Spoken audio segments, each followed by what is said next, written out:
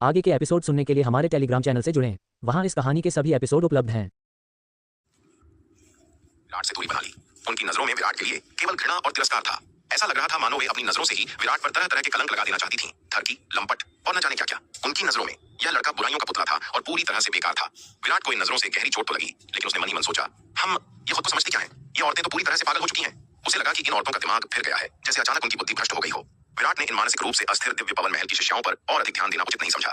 इसके बाद विराट और शार्दुल की तूफानी शक्ति के सामने दिव्य पवन महल की शिष्याओं को एक भी चीज हासिल नहीं हुई। सारे खजाने विराट और शार्दुल ने अपनी झोली में भर लिए। पिछले 2 महीनों में जब वे चंपा और नलिनी के पीछे पीछे चल रही थीं, तब अगर केवल शार्दुल ही लूट मचा रहा होता तो शायद कुछ खजाने उसकी नजरों से बच जाते और उन्हें कुछ मिल भी जाता। लेकिन अब विराट अपनी दिव्य दृष्टि का उपयोग कर रहा था। उसकी यह नजर एक ऐसी स्कैनिंग मशीन थी जिससे कुछ भी नहीं छिप सकता था। यहाँ तक कि नन्ही चिड़िया की खजाना ढूंढने की क्षमता भी विराट की दिव्य दृष्टि के सामने फीकी पड़ गई थी। इन तीनों ने मिलकर सचमुच जमीन को खंगाल डाला। पीछे केवल सन्नाटा और वीरानी छूट थी। सैकड़ों दिव्य पवन महल की शिष्याएं विराट, शार्दुल और नन्ही चिड़िया की इस लूट को बस देखते ही रह गईं। उन्हें न तो सूप की एक बूंद मिली और न ही खजाने का एक भी तिनका। यह नजारा देखकर दिव्य पवन महल की शिष्याएं पूरी तरह से हक्की बक्की रह गईं। लानत है, तुम लोगों ने तो हद ही कर दी। शिष्याओं के चेहरे उतर गए और साथ ही उन्हें गहरा पछतावा भी होने लगा। अगर उन्हें पता होता कि ऐसा होगा तो वे उस ठरकी विराट के इरादों को इतनी जल्दी उजागर न करती। उसकी लंपटता का फायदा उठाकर शायद वे और अधिक लाभ कमा सकती थीं। लेकिन अब उन्होंने उस ठरकी को नाराज कर दिया था और बदले में उन्हें कुछ भी नहीं मिला। अगर ऐसा ही चलता रहा तो क्या उनकी यह पूरी यात्रा बेकार नहीं चली जाएगी?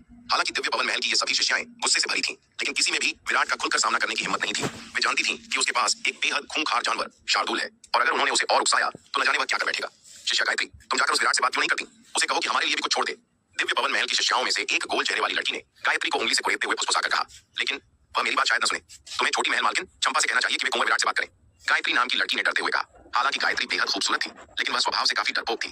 खजाने बीनना तो ठीक था, लेकिन विराट से इस बारे में बात करने की उसकी हिम्मत नहीं थी। कोशिश किए बिना तुम्हें कैसे पता कि काम नहीं बनेगा? पिछले हालात देखकर तो यही लगता है कि वह विराट तुम्हें दिलचस्पी रखता है। तुम उसे रिझाने की कोशिश क्यों नहीं करती? शायद वह मान जाए। गोल चेहरे वाली लड़की ने उसे उकसाना जारी रखा। रिझाने शब्द सुनते ही गायत्री का चेहरा शर्म से लाल हो गया। उसने सिर झुका लिया और धीमे स्वर में कहा, नहीं, मैं ऐसा नहीं कर सकती। वह तो छोटी महल मालकिन का पसंदीदा व्यक्ति है। तुम्हें उनके पास ही जाना चाहिए। शिष्या गायत्री, तुम इतनी जिद्दी क्यों हो? तुम्हें सचमुच उसे रिझाना थोड़ी ही है, बस नाटक करना है और उसे बेवकूफ बनाना है। छोटी महल मालकिन तो उस लंपट बदमाश के प्यार में पूरी तरह पागल है। वे तो उसकी हर बात मानेंगी। वे भला उससे इस बारे में क्यों बात करेंगी? उनके पास जाना तो समय की बर्बादी है। गोल चेहरे वाली लड़की ने झुंझलाते हुए कहा, यह ठीक नहीं होगा। गायत्री ने गोल चेहरे वाली लड़की की बात सुनकर काफी देर तक संकोच किया, लेकिन अंततः मना कर दिया। शिष्या जब गायत्री नहीं मानी तो गोल चेहरे वाली लड़की हंसा बेचैन हो गई। चिंता मत करो, हम सब बहनें तुम्हारे पीछे खड़ी हैं। वह ठरकी तुम्हारे साथ कुछ भी करने की हिम्मत नहीं करेगा। और फिर क्या छोटी महल मालकिन यहाँ नहीं है? शिष्या हंसा। तुम शिष्या गायत्री के साथ क्या कुसुर कर रही हो? दीक्षा ने उनकी कानाफूसी बहुत पहले ही देख ली थी। वह उनके पास चलकर आई, हंसा को घूरते हुए देखा और माथे पर शिकन लाते हुए बोली। इस गोल चेहरे वाली लड़की का नाम हंसा था। वह बहुत चंचल और शरारती थी और काफी बेबाक, यहाँ तक कि अपने कामों में थोड़ी लापरवाह भी थी। नहीं, कुछ नहीं। दीक्षा को पास आते देख हंसा ने जल्दी से बात छिपाने की कोशिश की। वह दीक्षा से थोड़ा डरती थी। दीक्षा एक दुर्लभ मार्शल आर्ट प्रतिभा थी जो अर्ध आरोहण लोक की साधना के साथ दिव्य पवन महल की आंतरिक शिष्या बनी थी और बाहरी शिष्याओं के बीच उसका काफी सम्मान था। इसके अलावा दीक्षा अपने सख्त और गंभीर स्वभाव के लिए जानी जाती थी और दिव्य पवन महल की कई शिष्याएं उससे काफी खौफ खाती थी। शिष्या हंसा, खबरदार, अगर तुमने शिष्या गायत्री को कोई भी उल्टी सीधी हरकत करने के लिए उकसाया। दीक्षा ने हंसा को चेतावनी दी। वह अच्छी तरह जानती थी कि हंसा किस तरह की लड़की है। यह लड़की दिव्य पवन महल में अक्सर मुसीबतें खड़ी करती थी, यहाँ तक कि कई बार अपनी गुरु से सजा भी पा चुकी थी, लेकिन फिर भी वह नहीं सुधरी और अपनी मनमानी करती रही। वरिष्ठ शिष्या दीक्षा, मैं तो बस दिव्य पवन महल की अपनी बहनों के भले के लिए सोच रही थी, ताकि उन्हें कुछ और मिल सके। यह देखकर कि दीक्षा ने उसके इरादे भांप लिए हैं, हंसा ने छिपाना छोड़ दिया और साफ साफ स्वीकार कर लिया। बकवास, भले ही तुम और खजाने चाहती हो, लेकिन तुम अपनी साथी शिष्याओं से ऐसा काम नहीं करवा सकती। दीक्षा ने सख्ती से कहा। वैसे भी हमने पहले ही काफी कमा लिया है। अब तक जो कुछ हमें मिला है उससे हम में से हर एक, यहाँ तक कि जिसे सबसे कम मिला है, वह भी किसी अर्ध आरोहण लोक विशेषज्ञ से कम नहीं है। अगर हमें बाकी यात्रा में कोई और लाभ न भी मिले, तब भी यह गुप्त क्षेत्र प्रशिक्षण हमारे लिए बेहद सफल रहा है। शिष्या हंसा, हमें पता होना चाहिए कि कब रुकना है और लालची नहीं बनना चाहिए। कब रुकना है? वरिष्ठ शिष्या दीक्षा, क्या आप गंभीर हैं? हंसा शुरू में दीक्षा की पहली बात से सहमत थी, क्योंकि उन्हें इस प्रशिक्षण से वास्तव में बहुत कुछ मिला था। इसके अलावा विराट और चंपा के पीछे चलते हुए उन्हें रास्ते में किसी बड़े खतरे का सामना नहीं करना पड़ा था। अगर कोई मुसीबत आई भी तो विराट और चंपा ने आगे बढ़कर उसे उनके लिए सुलझा दिया। बिना किसी नुकसान के इतना कुछ पाकर उन्हें वास्तव में संतुष्ट होना चाहिए था। लेकिन जब उसने दीक्षा की आखिरी बात सुनी तो हंसा की आंखों में फिर से चमक आ गई। हंसा के शब्द सुनते ही दीक्षा का चेहरा सख्त हो गया। मेरे कहने का मतलब समय रहते रुकना था, न कि वह जो उस बेवकूफ बाघ का मतलब था। दीक्षा ने काले चेहरे के साथ कहा, उस बेवकूफ बाघ के चक्कर में मत पड़ो और उसकी बकवास बातों का पालन मत करो। ओह, तो वरिष्ठ शिष्या दीक्षा का मतलब वह नहीं था? हंसा ने थोड़ी निराशा के साथ कहा। उसे लगा था कि दीक्षा उन्हें विराट के साथ लड़ाई करने के लिए नेतृत्व करने वाली है, लेकिन पता चला कि दीक्षा के रुकने का मतलब सचमुच रुकना था, न कि वह जो उस बेवकूफ बाघ ने कहा था। ए, तुम लोग क्या कर रही हो? टाइगर लॉर्ड के पीठ पीछे उसकी बुराई कर रही हो? जैसे ही वे बात कर रहे थे, एक बड़ा सुस्त सा सिर उनके ऊपर आया। उन्हें घूरते हुए दबी हुई आवाज में बोला, यह शार्दुल था। बेवकूफ बाघ, कौन तुम्हारी बुराई कर रहा है? खुद को इतना महत्व मत दो। तुम्हें लगता है तुम हमारी बातों के लायक हो? हंसा ने शार्दुल को देखा और उपेक्षा से कहा, टाइगर लॉर्ड ने साफ सुना कि तुमने अभी उसका नाम लिया। शार्दुल ने उसे संदेह से देखा। तुम्हारा नाम क्या है? हंसा ने पूछा। टाइगर लॉर्ड का नाम तो टाइगर लॉर्ड ही है। इतने दिन हो गए और तुम्हें अभी तक टाइगर लॉर्ड का नाम नहीं पता? छोटी बच्ची, क्या तुम टाइगर लॉर्ड के साथ अनजान बनने का नाटक कर रही हो? शार्दुल ने उसे देखा और कहा, तो क्या तुमने अभी हमें टाइगर लॉर्ड शब्द का इस्तेमाल करते सुना? हंसा ने तंज कसा। नहीं, शार्दुल ने कहा। तो फिर ठीक है, हमने टाइगर लॉर्ड शब्द का जिक्र ही नहीं किया, तो ये तुम्हारी पीठ पीछे बुराई कैसे हुई? हंसा मुस्कुराई। शार्दुल यह सुनकर अवाक रह गया। लानत है, ये लड़की टाइगर लॉर्ड के साथ शब्दों का खेल खेल रही है और टाइगर लॉर्ड उसके जाल में फंस गया। लेकिन शार्दुल यह स्वीकार नहीं कर सकता था कि जिस बेवकूफ बाघ का उन्होंने अभी जिक्र किया था वह उसी का अपमान था। अगर वह ऐसा करता तो क्या वह यह स्वीकार नहीं कर रहा होता कि वह वास्तव में एक बेवकूफ बाघ है? शार्दुल ऐसा करने को तैयार नहीं था, इसलिए हालांकि वह जानता था कि वह हंसा की चाल में फंस गया है, वह केवल अपना गुस्सा पीकर रह गया। शार्दुल को दुम दबाकर भागते देख हंसा को बेहद सुकून मिला। आखिरकार उसने अपना गुस्सा निकाल लिया और इस बेवकूफ बाघ से अपना बदला ले लिया। गुप्त शस्त्र भवन में उसके साथ भी ऐसा ही हुआ था। उस समय इस बेवकूफ बाघ ने वह युद्ध हथियार निकल लिया था जिस पर उसने अपना नाम लिखा था और फिर चुपके से उस पर से उसका नाम मिटाने के तरीके इस्तेमाल किए थे। जब उसने उसका सामना किया और उसने हथियार उगला तो उस पर से नाम पूरी तरह गायब था। इस बार उसने बस उसी दवा का स्वाद इस बाघ को चखाया था, उन्हीं तरीकों का इस्तेमाल करके जो इस मूर्ख बाघ ने कभी उसे सबक सिखाने के लिए इस्तेमाल किए थे, ताकि उसे अपनी ही दवाई का कड़वा घूंट पीने का अनुभव हो। विराट ने समूह का नेतृत्व किया और पहाड़ी रास्ते से ऊपर की ओर बढ़ता गया। हालांकि उसने अनंत परम मीनार के दूसरे स्तर के 24वें तारे की ताबीज व्यूह विरासत को पहले ही समझ लिया था और एक व्यूह भेदक ताबीज बना लिया था, फिर भी उसे मुख्य शिखर तक पहुंचने में पूरा 1 महीना लग गया। मुख्य शिखर पर लगभग 1000 मील की परिधि में फैला एक विशाल प्लाजा था। यह विशाल प्रांगण सफेद जेड ईंटों से बना था जो इसे एक अतुलनीय भव्यता प्रदान कर रहा था। सफेद जेड प्लाजा के केंद्र में एक अत्यंत शानदार महल खड़ा था। पूरा महल एक शक्तिशाली और भयानक आभा बिखेर रहा था। भले ही समूह अभी शिखर पर पहुंचा ही था और महल से काफी दूर था, फिर भी वे इस शक्तिशाली आभा के प्रभाव में एक भारी दम घोंटने वाला दबाव महसूस कर रहे थे। विराट ने अपनी दिव्य दृष्टि के चौथे स्तर को सक्रिय किया और अपना ध्यान मुख्य महल पर केंद्रित किया। दिव्य दृष्टि के चौथे स्तर के निरीक्षण के तहत विराट ने देखा कि पूरा मुख्य महल रहस्यमय व्यूह तरंगों से घिरा हुआ था। ये व्यूह एक दूसरे पर परत दर परत चढ़े हुए थे, हर एक अत्यंत गहरा और सूक्ष्म। कई व्यूह एक दूसरे को ओवरलैप कर रहे थे जो अंततः एक भयानक रूप से जटिल और गहरा व्यूह बना रहे थे। थोड़ी देर निरीक्षण करने के बाद विराट गहरी सांस लिए बिना नहीं रह सका। वह जान गया कि शिखर पर मुख्य महल को घेरने वाला गहरा और शक्तिशाली व्यूह उसकी मौजूदा साधना और व्यूह ज्ञान से परे है। दरअसल सबसे महत्वपूर्ण बात यह थी कि यह व्यूह मुख्य शिखर के अन्य व्यूहों की तरह नहीं था जो थोड़े बहुत क्षतिग्रस्त हो चुके थे। महल को घेरने वाला व्यूह पूरी तरह से सुरक्षित था, बिना किसी क्षति के। हालांकि भले ही यह व्यूह सुरक्षित था, लेकिन यह खामियों से मुक्त नहीं था।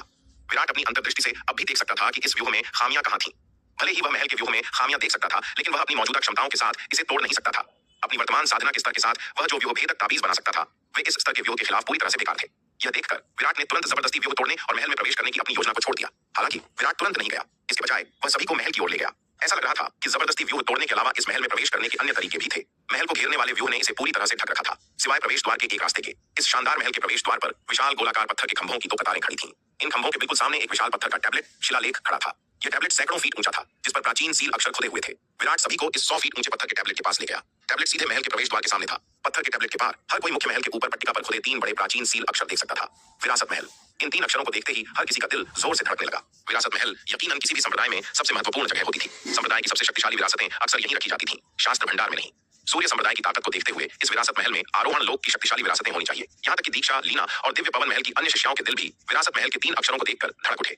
भले ही वे दिव्य पवन महल की शिष्याएं थीं, लेकिन आरोहण लोक की विरासत ऐसी चीज नहीं है जो आसानी से मिल जाए। दिव्य पवन महल में जो लोग आरोहण लोक की विरासत प्राप्त कर सकते हैं, वे या तो बुजुर्गों और आरोहण लोक के शक्तिशाली आंकड़ों के चहेते होते हैं और उनके व्यक्तिगत शिष्यों के रूप में लिए जाते हैं, या उन्होंने महान योगदान दिया है और दिव्य पवन महल के विरासत मैदानों में प्रवेश करने में सक्षम है। इन सैकड़ों विशिष्ट बाहरी शिष्याओं में से शायद 10 से अधिक को अंततः दिव्य पवन महल के भीतर आरोहण लोक की विरासत प्राप्त नहीं होगी। वे चंपा की तरह नहीं थी, जो दिव्य पवन महल की युवा मालकिन थी, जिसे महल स्वामी से व्यक्तिगत मार्गदर्शन मिला और जिसने शुरू से ही दिव्य पवन महल की सर्वोच्च तकनीकों का अभ्यास किया। इस समय लगभग हर कोई उत्साह से लाल हो रहा था। जब हर कोई पत्थर के टैबलेट का निरीक्षण कर रहा था, अचानक उस पर प्रकाश की एक किरण चमकी और उसके ऊपर एक आकृति दिखाई दी। यह आकृति सफेद बालों वाले एक बूढ़े व्यक्ति की थी। विराट और अन्य लोगों को युद्ध शक्ति भवन में प्रासंगिक अनुभव था, इसलिए वे पत्थर के टैबलेट से निकलने वाले सफेद बालों वाले बुजुर्ग को देखकर बहुत हैरान नहीं थे। यहाँ तक कि युद्ध शक्ति भवन के रैंकिंग टैबलेट में भी एक आत्मा थी। तो सूर्य संप्रदाय के सबसे महत्वपूर्ण स्थान के रूप में विरासत महल में इसकी रक्षा करने वाली आत्मा कैसे नहीं हो सकती थी? पत्थर के टैबलेट से निकलने के बाद सफेद बालों वाले बुजुर्ग ने भीड़ पर नजर डाली, फिर सूर्य संप्रदाय के तबाह हो चुके खंडहरों की ओर देखा। उसकी आंखों में एक जटिल भाव कौंध गया। बीते वर्षों की लड़ाई में सूर्य संप्रदाय खंडहर में तब्दील हो गया था। पूरा संप्रदाय आरोहण लोक के विशेषज्ञों से लेकर साधारण शिष्यों तक मिटा दिया गया था। उसने सोचा था कि सूर्य संप्रदाय गुमनामी में खो जाएगा, अंततः समय की नदी में गायब हो जाएगा। उसे उम्मीद नहीं थी कि आज लोग सूर्य संप्रदाय में वापस आएंगे। यदि सूर्य संप्रदाय का कोई वंश अभी भी होता तो वह इन लोगों को कभी भी मुख्य शिखर पर पैर नहीं रखने देता। विरासत महल में प्रवेश करने की तो बात ही छोड़ो, लेकिन अफसोस सूर्य संप्रदाय अब पूरी तरह से नष्ट हो चुका था। केवल टैबलेट की ये आत्माएं ही बची थीं। संप्रदाय की निरंतरता समाप्त हो गई थी। सफेद बालों वाले बुजुर्ग ने मन ही मन आह भरी, ऐसा ही हो। चूंकि ये योद्धा सूर्य संप्रदाय में आए हैं तो यह नियति है। सूर्य संप्रदाय को गुमनामी में खो जाने देने के बजाय इन किस्मत वाले व्यक्तियों को अपनी विरासत सौंपना बेहतर है। ये योद्धा आखिरकार इंसान ही है। सफेद बालों वाले बुजुर्ग ने भीड़ पर नजर डाली और शांति से कहा, विरासत महल के सामने इन चौकियों पर परीक्षाओं को पास करके आप विरासत महल में प्रवेश कर सकते हैं और सूर्य संप्रदाय की सर्वोच्च विरासत प्राप्त कर सकते हैं। वरिष्ठ, ये परीक्षाएं क्या हैं? ये सुनते ही विराट ने जल्दी से पूछा। सफेद बालों वाले बुजुर्ग ने उसकी ओर देखा, पत्थर के टैबलेट की ओर इशारा किया और शांति से कहा, पहली परीक्षा इस पत्थर के टैबलेट पर लिखी है। सूर्य आत्मा विच्छेद तकनीक के पहले स्तर में महारत हासिल करना और एक मानसिक बाण को संघनित करना पहली परीक्षा को पूरा करना माना जाता है। जहां तक बात बाद के स्तरों की बात है, हम पहली परीक्षा पास करने के बाद उन पर चर्चा करेंगे। यदि आप पहला स्तर भी पास नहीं कर सकते तो आपको बताने से कोई फायदा नहीं होगा। हालांकि उसने इन योद्धाओं को सूर्य संप्रदाय के विरासत महल की विरासत प्राप्त करने से नहीं रोका, लेकिन वह आसानी से इन सर्वोच्च विरासतों को नहीं देगा। उस समय यहाँ तक कि सूर्य संप्रदाय के मुख्य शिष्यों को भी भीतर की विरासत प्राप्त करने के लिए विरासत महल के सामने स्थापित परीक्षाओं को पास करना पड़ता था। अन्यथा सूर्य संप्रदाय के स्वामी का पुत्र भी सबसे प्रतिष्ठित विरासत प्राप्त करने के लिए योग्य नहीं होता यदि वह विरासत महल के मूल्यांकन को पास नहीं कर पाता। ज्ञान आसानी से नहीं दिया जाता। इन योद्धाओं को सूर्य संप्रदाय के शिष्यों जैसा ही व्यवहार देना पहले से ही सबसे बड़ी नरमी थी जो वह दे सकता था। वह संभवतः उन्हें विशेष व्यवहार क्यों देगा? जहां तक बात है कि क्या ये योद्धा परीक्षाओं को पास कर सकते हैं और विरासत महल में विरासत प्राप्त कर सकते हैं, यह उनकी अपनी क्षमताओं पर निर्भर करता है। यदि वे इन परीक्षाओं को पास भी नहीं कर सकते तो इसका केवल यह मतलब था कि वे सूर्य संप्रदाय की विरासत प्राप्त करने के लिए योग्य नहीं है। ये कहने के बाद सफेद बालों वाला बुजुर्ग पलक झपकते ही गायब हो गया, जिससे विराट और अन्य लोगों को सवाल पूछने का कोई और अवसर नहीं मिला। वह उन बाहरी लोगों पर बहुत अधिक ध्यान नहीं देना चाहता था जिन्होंने पहली परीक्षा भी पास नहीं की थी। केवल वे लोग जो विरासत महल के मूल्यांकन को पास करेंगे, उनके पास उससे बात करने का अधिकार होगा। उसकी उपस्थिति केवल उन्हें एक छोटा सा संकेत देने के लिए थी। सफेद बालों वाले बुजुर्ग के गायब होने के बाद सभी ने जल्दी से पत्थर के टैबलेट की ओर देखा। टैबलेट पर एक गुप्त तकनीक दर्ज थी, सूर्य आत्मा विच्छेद तकनीक, जिसका उल्लेख सफेद बालों वाले बुजुर्ग ने पहले किया था। थोड़ी देर निरीक्षण करने के बाद सभी के चेहरों पर झटका लगा। सूर्य आत्मा विच्छेद तकनीक दिव्य चेतना से हमला करने की एक गुप्त तकनीक थी। दिव्य चेतना हमले की तकनीकें शक्ति सिंधु महाद्वीप में अत्यंत कीमती थीं। यहाँ तक कि दिव्य पवन महल जैसे शक्तिशाली संप्रदाय के लिए भी उन्हें इसकी सबसे कीमती तकनीक माना जाता था। दिव्य आत्मा एक योद्धा के लिए सबसे रहस्यमय चीज थी और दिव्य आत्मा को लक्षित करने वाली गुप्त तकनीकें सबसे खतरनाक थीं। हालांकि इस तरह की तकनीक साधना के लिए भी सबसे कठिन थी। पत्थर के टैबलेट पर सूर्य आत्मा विच्छेद तकनीक पढ़ने के बाद सभी इस पहली परीक्षा का उद्देश्य समझ गए। यह पहली परीक्षा एक योद्धा की समझ का आकलन करती थी। सभी गुप्त तकनीकों में से दिव्य आत्मा तकनीकों को साधना सबसे कठिन थी, जिसके लिए उच्चतम स्तर की समझ की आवश्यकता होती थी। पर्याप्त समझ के बिना इस तकनीक में महारत हासिल करना असंभव था। पत्थर के टैबलेट पर दर्ज गुप्त तकनीक को पढ़ने के बाद सभी ने इसके सामने साधना शुरू कर दी। पलक झपकते ही 10 दिन बीत गए। विराट पत्थर के टैबलेट के सामने पालथी मारकर बैठा था। उसने धीरे से अपनी आंखें खोली। दिव्य विचार का एक उछाल आया और शक्तिशाली आध्यात्मिक ऊर्जा तेजी से उसके सामने संघनित हो गई। अंततः एक छोटे काले बाण का निर्माण किया। इस उछाल को महसूस करते हुए सभी ने अपनी आंखें खोली और विराट की ओर देखा। उसके सामने संघनित हुए छोटे काले बाण को देखकर हर कोई पूरी तरह से हैरान रह गया। विशेष रूप से दीक्षा, लीना और दिव्य पवन महल की अन्य शिष्याएं, जिनके चेहरों पर अत्यधिक आश्चर्य के भाव थे। यह कैसे हो सकता है? महज 10 छोटे दिनों में इस बदमाश ने वास्तव में सूर्य आत्मा विच्छेद तकनीक के पहले स्तर में महारत हासिल कर ली थी और एक मानसिक बाण संघनित कर लिया था। ऐसी समझ और प्रतिभा बस अकल्पनीय थी। 10 दिनों में उनमें से कई ने मुश्किल से इस गुप्त तकनीक के सार को समझा था। यहाँ तक कि दीक्षा और लीना जैसी मार्शल आर्ट की विलक्षण प्रतिभाओं ने भी केवल खेती की अनिवार्यताओं को समझा था, जो वास्तव में इसमें महारत हासिल करने से अभी भी बहुत दूर थी। उनकी तो बात ही छोड़िए, यहाँ तक कि चंपा, दिव्य पवन महल की सबसे प्रतिभाशाली सदस्य, अभी भी मानसिक बाण को संघनित करने से बहुत दूर थी। ऐसी भयानक समझ और प्रतिभा उनकी कल्पना से परे थी। यह वसन सुनी थी। दीक्षा ने विराट को घूरा। उसकी आंखों में सदमे और जटिल भावनाओं का सैलाब था।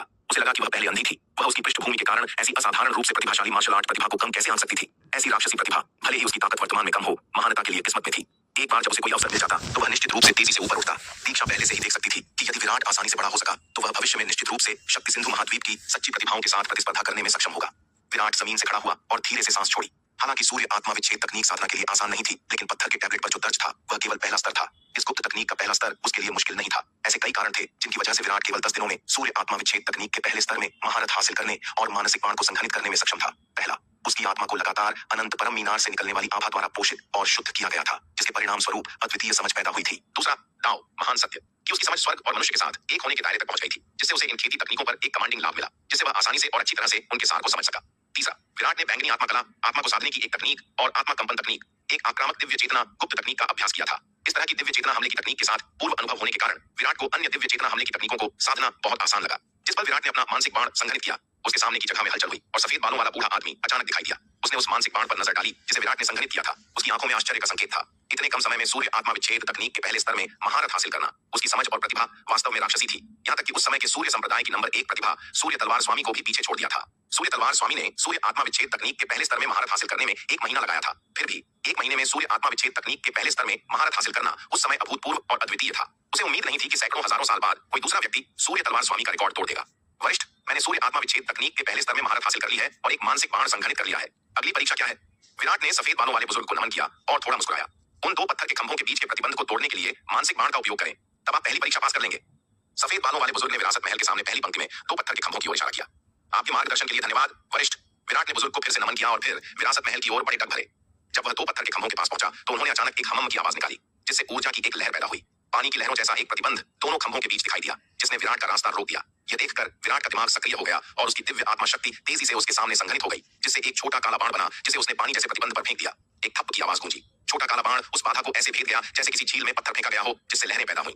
जैसे जैसे लहरें फैली, विराट के सामने पानी जैसी बाधा में एक बड़ा मानव आकार का छेद खुल गया। यह देखकर विराट ने तुरंत उस छेद में कदम रखा। उसके गुजरने के बाद पानी जैसी बाधा फिर से बंद हो गई और प्रवेश द्वार सील हो गया। विराट ने इतनी आसानी से पहली परीक्षा पास कर ली थी। दीक्षा यह सब देखकर संदेह और निराशा के मिश्रण को महसूस कर रही थी। विराट केवल स्वर्ग पूज्य रैंक के शुरुआती चरण में था। उसने सूर्य आत्मा विच्छेद तकनीक के पहले स्तर को साधने में कैसे कामयाबी हासिल की? सूर्य आत्मा विच्छेद तकनीक के रिकॉर्ड के अनुसार एक मानसिक बाण को संघनित करने के लिए किसी के पास कम से कम एक महान क्षेत्र के कल्टीवेटर की दिव्य आत्मा शक्ति होनी चाहिए, अन्यथा बहुत कमजोर दिव्य आत्मा के साथ असाधारण प्रतिभा के बावजूद कोई सफलतापूर्वक मानसिक बाण को संघनित नहीं कर सकता। क्या ऐसा हो सकता है कि यह लड़का केवल स्वर्ग पूज्य रैंक के शुरुआती चरण के साथ एक ऐसी दिव्य आत्मा शक्ति रखता है जो महान क्षेत्र के कल्टीवेटर से कमजोर नहीं है? यह वास्तव में अविश्वसनीय है। पत्थर के खंभों की पहली पंक्ति द्वारा बनाई गई बाधा से गुजरने के बाद विराट आगे बढ़ता रहा। हालांकि जैसे ही उसने एक कदम उठाया, उसके चेहरे का भाव थोड़ा बदल गया। हर कदम के साथ एक गहरी और शक्तिशाली ताकत उसके पैरों में घुस गई, जिससे विराट को अकल्पनीय दर्द हुआ। इसके अलावा यह दर्द तेजी से उसके पूरे शरीर में फैल गया, जिससे विराट को ऐसा महसूस हुआ जैसे उसे टुकड़ों में फाड़ा जा रहा हो, उसके भौतिक शरीर से लेकर उसकी आत्मा तक। वह जितना आगे जाता, दर्द उतना ही तीव्र होता जाता। विराट थोड़ा मुस्कुराया। ऐसा लग रहा था कि यह दूसरी परीक्षा किसी की इच्छा शक्ति की परीक्षा थी। यदि किसी की इच्छा शक्ति पर्याप्त मजबूत नहीं थी, तो इतने तीव्र फाड़ने वाले दर्द के तहत आगे बढ़ना असंभव था। सफेद बालों वाला बूढ़ा आदमी विराट को घूर रहा था। वह भी यह देखना चाहता था कि इस युवक को दूसरी परीक्षा पास करने में कितना समय लगेगा। मजबूत समझ का मतलब जरूरी नहीं कि मजबूत इच्छा शक्ति हो। इसके विपरीत कुछ असाधारण रूप से प्रतिभाशाली मार्शल आर्टिस्ट अपनी अत्यधिक सुगम साधना और तपन की कमी के कारण अक्सर साधारण मार्शल आर्टिस्टों की तुलना में कहीं अधिक नाजुक इच्छा शक्ति रखते हैं। ऐसे मार्शल आर्टिस्ट असाधारण समझ और प्रतिभा के बावजूद मार्शल आर्ट के रास्ते पर दूर तक जाना मुश्किल पाते हैं, जबकि मार्शल आर्ट साधना में प्रतिभा महत्वपूर्ण है। जो वास्तव में यह निर्धारित करता है कि एक मार्शल आर्टिस्ट कितनी दूर जा सकता है, वह उनकी इच्छा शक्ति की ताकत है। सफेद बालों वाला बुजुर्ग यह देखने के लिए उत्सुक था कि क्या यह युवक समझ में सूर्य तलवार स्वामी का रिकॉर्ड तोड़ने के बाद इच्छा शक्ति की दूसरी परीक्षा में भी इसे तोड़ सकता है। पिछले जमाने का सूर्य तलवार स्वामी पूरे नवधारा महाद्वीप में एक अद्वितीय प्रतिभा था, जो समझ और इच्छा शक्ति दोनों में अपने साथियों से बहुत आगे था। उसने केवल एक दिन में दूसरी परीक्षा पास कर ली थी। उसकी अटूट इच्छा शक्ति बेजोड़ थी। सफेद बालों वाला बुजुर्ग विराट को घूर रहा था, जिसने दूसरी परीक्षा में प्रवेश किया था, और अगले ही पल उसकी आंखें अविश्वास में चौड़ी हो गईं। यह कैसे हो सकता है? महज एक शुरुआती चरण का स्वर्ग पूज्य रैंक का मार्शल आर्टिस्ट इतनी भयानक इच्छा शक्ति कैसे रख सकता है? नीले वस्त्र पहने युवक ने दूसरी परीक्षा में कदम रखते ही चेहरे के भाव में मामूली बदलाव के अलावा उस क्षेत्र में ऐसे चला जैसे वह सामान्य जमीन हो। पत्थर के खंभों की पहली और दूसरी पंक्तियां 10 मील अलग थीं। यह क्षेत्र दूसरी परीक्षा का परीक्षण था। इस क्षेत्र के भीतर हर कदम आगे बढ़ाने के साथ दर्द नाटकीय रूप से बढ़ता गया। अंतिम पड़ाव में दर्द इतना तीव्र था कि यह महान क्षेत्र के विशेषज्ञ की इच्छा शक्ति को भी चकनाचूर कर सकता था। लेकिन विराट इस क्षेत्र से अंत तक चलते हुए शांत रहा। उसकी गति बढ़ते दर्द से कम नहीं हुई। विराट ने दूसरी परीक्षा को एक अगरबत्ती जलने में लगने वाले समय से भी कम समय में पास कर लिया। सफेद बालों वाला बुजुर्ग मैदान में स्वतंत्र रूप से घूम रहे हरे वस्त्र पहने युवक को घूर रहा था, पूरी तरह से हैरान था। यह कैसे संभव है? यह कैसे संभव है? सफेद बालों वाला बुजुर्ग बार बार बुदबुदाया। जब सूर्य तलवार स्वामी ने पहली बार यह दूसरी परीक्षा दी थी, तो उसने केवल एक दिन लिया था। फिर भी हर कोई पहले से ही विस्मय में था। सभी पहलुओं में सूर्य तलवार स्वामी के उत्कृष्ट प्रदर्शन ने उसे सूर्य संप्रदाय के इतिहास में पहले कभी नहीं देखी गई एक अद्वितीय प्रतिभा होने की प्रतिष्ठा दिलाई थी। और अंत में सूर्य तलवार स्वामी की उपलब्धियों ने निराश नहीं किया। वह सूर्य संप्रदाय में एक अभूतपूर्व शीर्ष विशेषज्ञ बन गया, अपनी सभी पूर्ववर्तियों की उपलब्धियों को पार करते हुए, और पूरे नवधारा महाद्वीप के शिखर पर खड़ा हुआ। लेकिन राक्षसी सूर्य तलवार स्वामी भी उसके सामने हरे वस्त्र पहने युवक की तुलना में फीका पड़ गया। 10 दिनों में उसने विचार का एक दिव्य बाण संघनित किया, जो अद्वितीय समझ और प्रतिभा प्रदर्शित करता है। एक अगरबत्ती जलने के समय में दूसरी परीक्षा पास करना उसका अटूट संकल्प अकल्पनीय था। क्या वह इंसान भी था?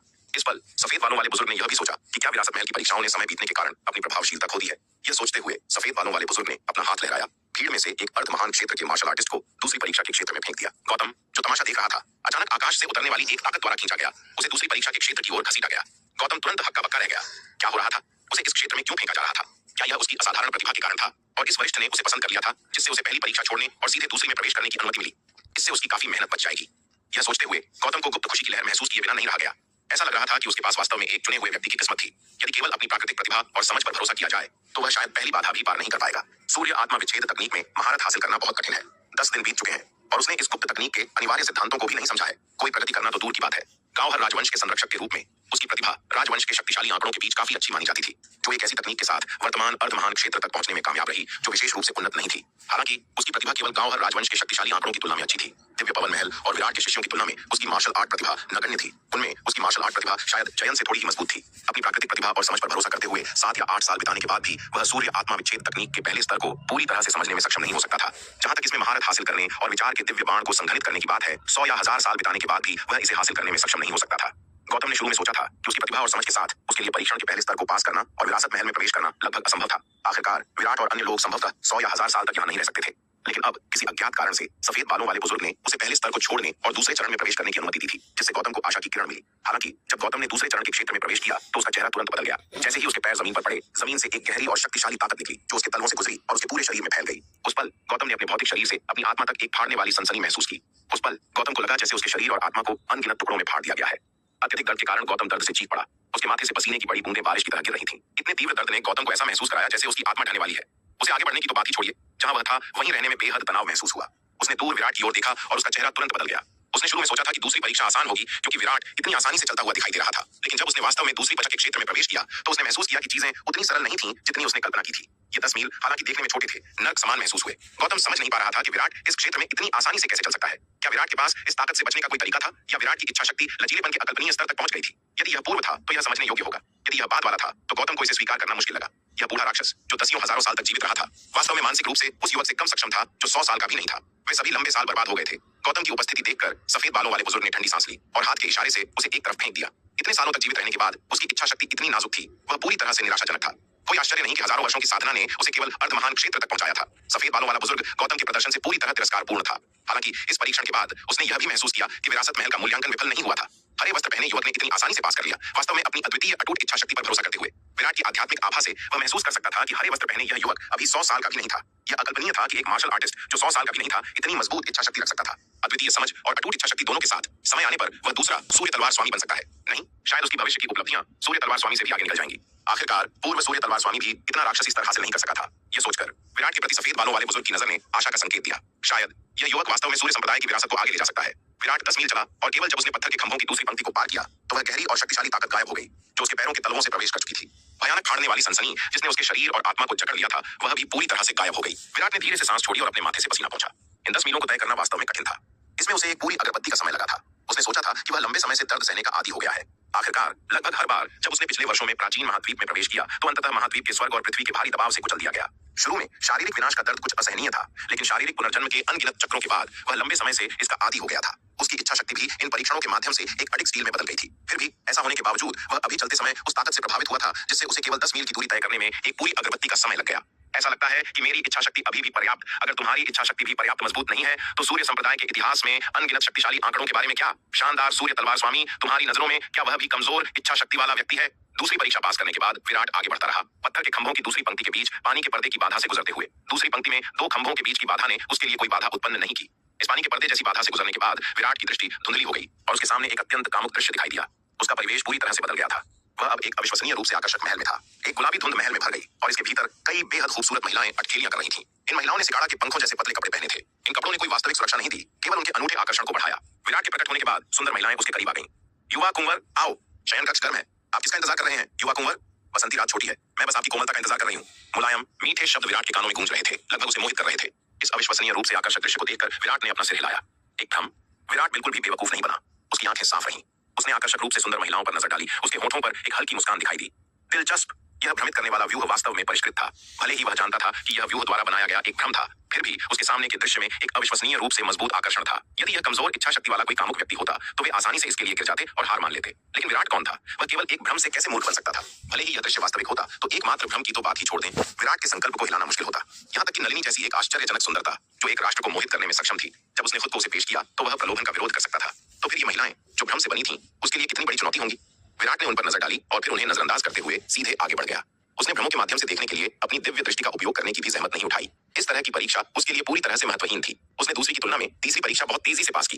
दूसरी परीक्षा में उसे एक अगरबत्ती जलने का समय लगा था, लेकिन तीसरी परीक्षा में 1 कप चाय बनाने में लगने वाले समय से भी कम समय लगा और वह पहले से ही पत्थर के खंभों की तीसरी पंक्ति तक पहुंच गया था। खंभों की तीसरी पंक्ति के बीच बने प्रतिबंधों से गुजरने के बाद विराट ने चौथी परीक्षा में प्रवेश किया। जैसे ही उसने इस क्षेत्र में कदम रखा, एक सुनहरे कवच वाली कठपुतली उसके सामने दिखाई दी। यह सुनहरे कवच वाली युआन की कठपुतली भी साधना के मामले में स्वर्ग पूज्य रैंक के शुरुआती चरण में थी, लेकिन इसकी युद्ध शक्ति स्वर्ग पूज्य रैंक के शुरुआती चरण के ऊपरी ग्रेड सम्राट रैंक तक पहुंच गई थी। स्पष्ट रूप से यह चौथा परीक्षण एक योद्धा की युद्ध शक्ति का परीक्षण था। प्रकट होने वाली पहली कठपुतली ऊपरी ग्रेड सम्राट रैंक युद्ध शक्ति के साथ उसी स्तर की थी। इस चौथे परीक्षण के लिए युद्ध शक्ति परीक्षण काफी उच्च था। बेशक ऊपरी ग्रेड सम्राट रैंक युद्ध शक्ति दूसरों के लिए काफी मांग वाली मानी जा सकती है, लेकिन विराट के लिए ऐसी युद्ध शक्ति पूरी तरह से महत्वहीन थी। विराट ने लापरवाही से अपनी हथेली से प्रहार किया। आसानी से शुरुआती चरण में ऊपरी ग्रेड सम्राट रैंक सुनहरे कवच वाली युआन की कठपुतली को चकनाचूर कर दिया। विरासत महल से पहले के 4 परीक्षणों में से पहले परीक्षण को छोड़कर, जिसमें विराट को अपेक्षाकृत लंबा समय लगा, बाद के 3 परीक्षणों को अजय आसानी से पास कर लिया गया। सभी 4 परीक्षण पास करने के बाद विराट विरासत महल के प्रवेश द्वार पर गया, दरवाजा खोला और अंदर चला गया। यह देखकर सफेद बालों वाले बूढ़े व्यक्ति ने खुद से बुदबुदाया, एक और पियरलेस, बेजोड़ प्रतिभा। क्या बेजोड़ प्रतिभा है! प्राचीन काल से लेकर आज तक कोई भी इस हरे वस्त्र पहने युवक की तरह विरासत महल के सामने के 4 परीक्षणों को इतनी आसानी से पास करने में सक्षम नहीं हुआ है। यहाँ तक कि बीते जमाने का सूर्य तलवार स्वामी भी इसे हासिल नहीं कर सका। विरासत महल से पहले के 4 परीक्षण एक योद्धा के सभी पहलुओं को लक्षित करते हैं, समझ, इच्छा शक्ति और युद्ध शक्ति। विराट इन सभी पहलुओं में लगभग दोषरहित है। ऐसा व्यक्ति जब तक वह मर नहीं जाता, एक शक्तिशाली और विशाल व्यक्ति के रूप में विकसित होना लगभग निश्चित है और वह पौराणिक दिव्य विकास लोक को भी तोड़ सकता है। दिव्य विकास लोक एक पौराणिक दायरा है। पूरे नवधारा महाद्वीप में कोई भी इसे तोड़ने में सक्षम नहीं हुआ है। यहाँ तक कि असाधारण रूप से प्रतिभाशाली सूर्य तलवार स्वामी भी अंतिम चरण में फंस गया था। केवल अर्ध दिव्य विकास लोक तक पहुंचा, सच्चे दिव्य विकास लोक से बस एक कदम दूर। सूर्य तलवार स्वामी नवधारा महाद्वीप के इतिहास में दिव्य विकास लोक को तोड़ने के लिए सबसे होनहार प्रतिभा थी। सूर्य संप्रदाय के संस्थापक ने उस पर बहुत उम्मीदें लगाई थीं, यह देखने की कामना करते हुए कि वह इस पौराणिक दायरे तक पहुंचे। दुर्भाग्य से डार्क डेमन क्लैन ने हमला किया और सूर्य संप्रदाय बाद में उनके खिलाफ महान लड़ाई में नष्ट हो गया। सूर्य संप्रदाय का संस्थापक इस परिणाम को देखने के लिए जीवित नहीं रह सका। सच में उस समय हर कोई मानता था कि सूर्य तलवार स्वामी की प्रतिभा के साथ पर्याप्त समय दिए जाने पर उसके पास इस पौराणिक दायरे को तोड़ने का एक बड़ा मौका था। दुर्भाग्य से नियति ने हस्तक्षेप किया। एक विनाशकारी लड़ाई ने इस बेजोड़ प्रतिभा के पतन का नेतृत्व किया। यदि नवधारा महाद्वीप पर डार्क डेमन क्लैन के हमले में 1 या 2 सदी की देरी हुई होती तो शायद सूर्य तलवार स्वामी के पास दिव्य विकास लोक को तोड़ने के लिए पर्याप्त समय होता, और यदि सूर्य तलवार स्वामी ने दिव्य विकास लोक को तोड़ दिया होता तो उस महान लड़ाई में सूर्य संप्रदाय नष्ट नहीं होता और नवधारा महाद्वीप डार्क डेमन क्लैन के हमले में नहीं गिरता। अंततः डार्क डेमन क्लैन की सेना के साथ एक अपमानजनक हार का सामना नहीं करता। कुंवर सचमुच अद्भुत है। विराट को परीक्षा पास करते और विरासत महल में प्रवेश करते देख चंपा खुशी से झूम उठी। उसकी खूबसूरत आंखें अर्धचंद्राकार हो गईं। नलिनी ने विरासत महल के अंदर विराट की ओर देखा। उसे थोड़ी जलन महसूस हुई। इस बदमाश ने पहले ही परीक्षा पास कर ली थी, वह बहुत पीछे नहीं रह सकती थी। बाकी सब कुछ नजरअंदाज करते हुए नलिनी पत्थर के टैबलेट के सामने पालथी मारकर बैठ गई। सूर्य आत्मा विच्छेद तकनीक की अपनी साधना जारी रखी। दीक्षा, लीना और दिव्य पवन महल की अन्य शिष्याओं ने भी यही किया। अपने मानसिक बाणों को जल्दी से संघनित करने की उम्मीद में सूर्य आत्मा विच्छेद तकनीक की अपनी साधना तेज कर दी। वे विराट से बहुत दूर नहीं होना चाहती थीं। ऐसे बेशर्म बदमाश से पीछे रहना अविश्वसनीय रूप से निराशाजनक होगा।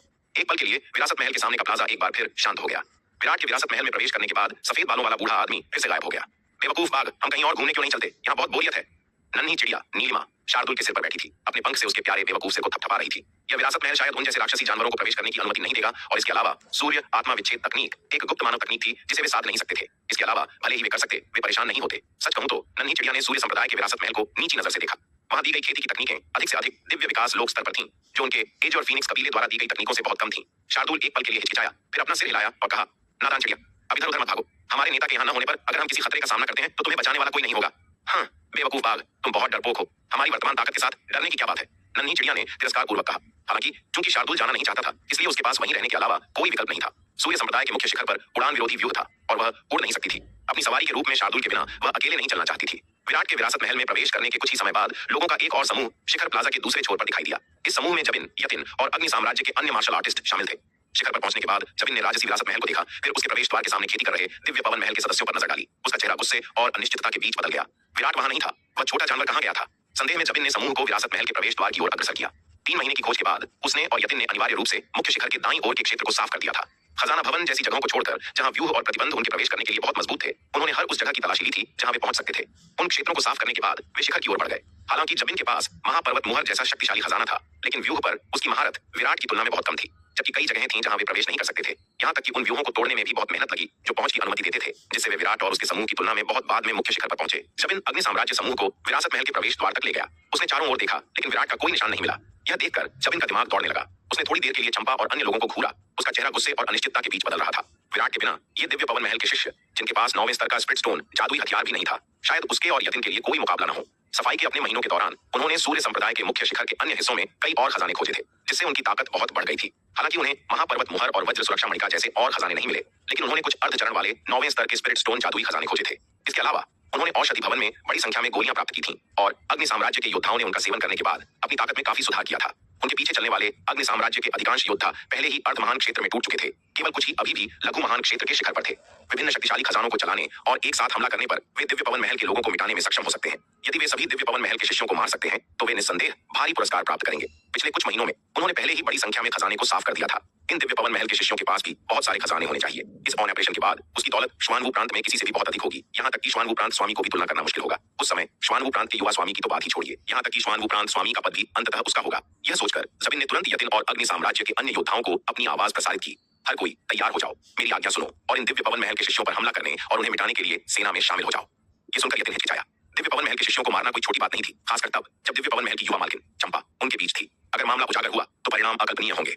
जबिन के पास उसके समर्थन के रूप में ग्रैंड एल्डर था, इसलिए शायद वह अंततः इसका सामना कर सकता था, लेकिन यतिन खुद शायद इतना अच्छा नहीं कर पाएगा। हालांकि यतिन ने फिर पुनर्विचार किया। यदि वह इन दिव्य पवन महल के शिष्यों को मिटा सकता है तो यह एक बहुत बड़ा लाभ होगा, जिसकी दौलत वह शायद जीवन भर में कभी खर्च नहीं कर पाएगा। इस मामले के खत्म होने के बाद वह बस इस दौलत को ले सकता है और बहुत दूर भाग सकता है। शक्ति सिंधु महाद्वीप विशाल और असीम था।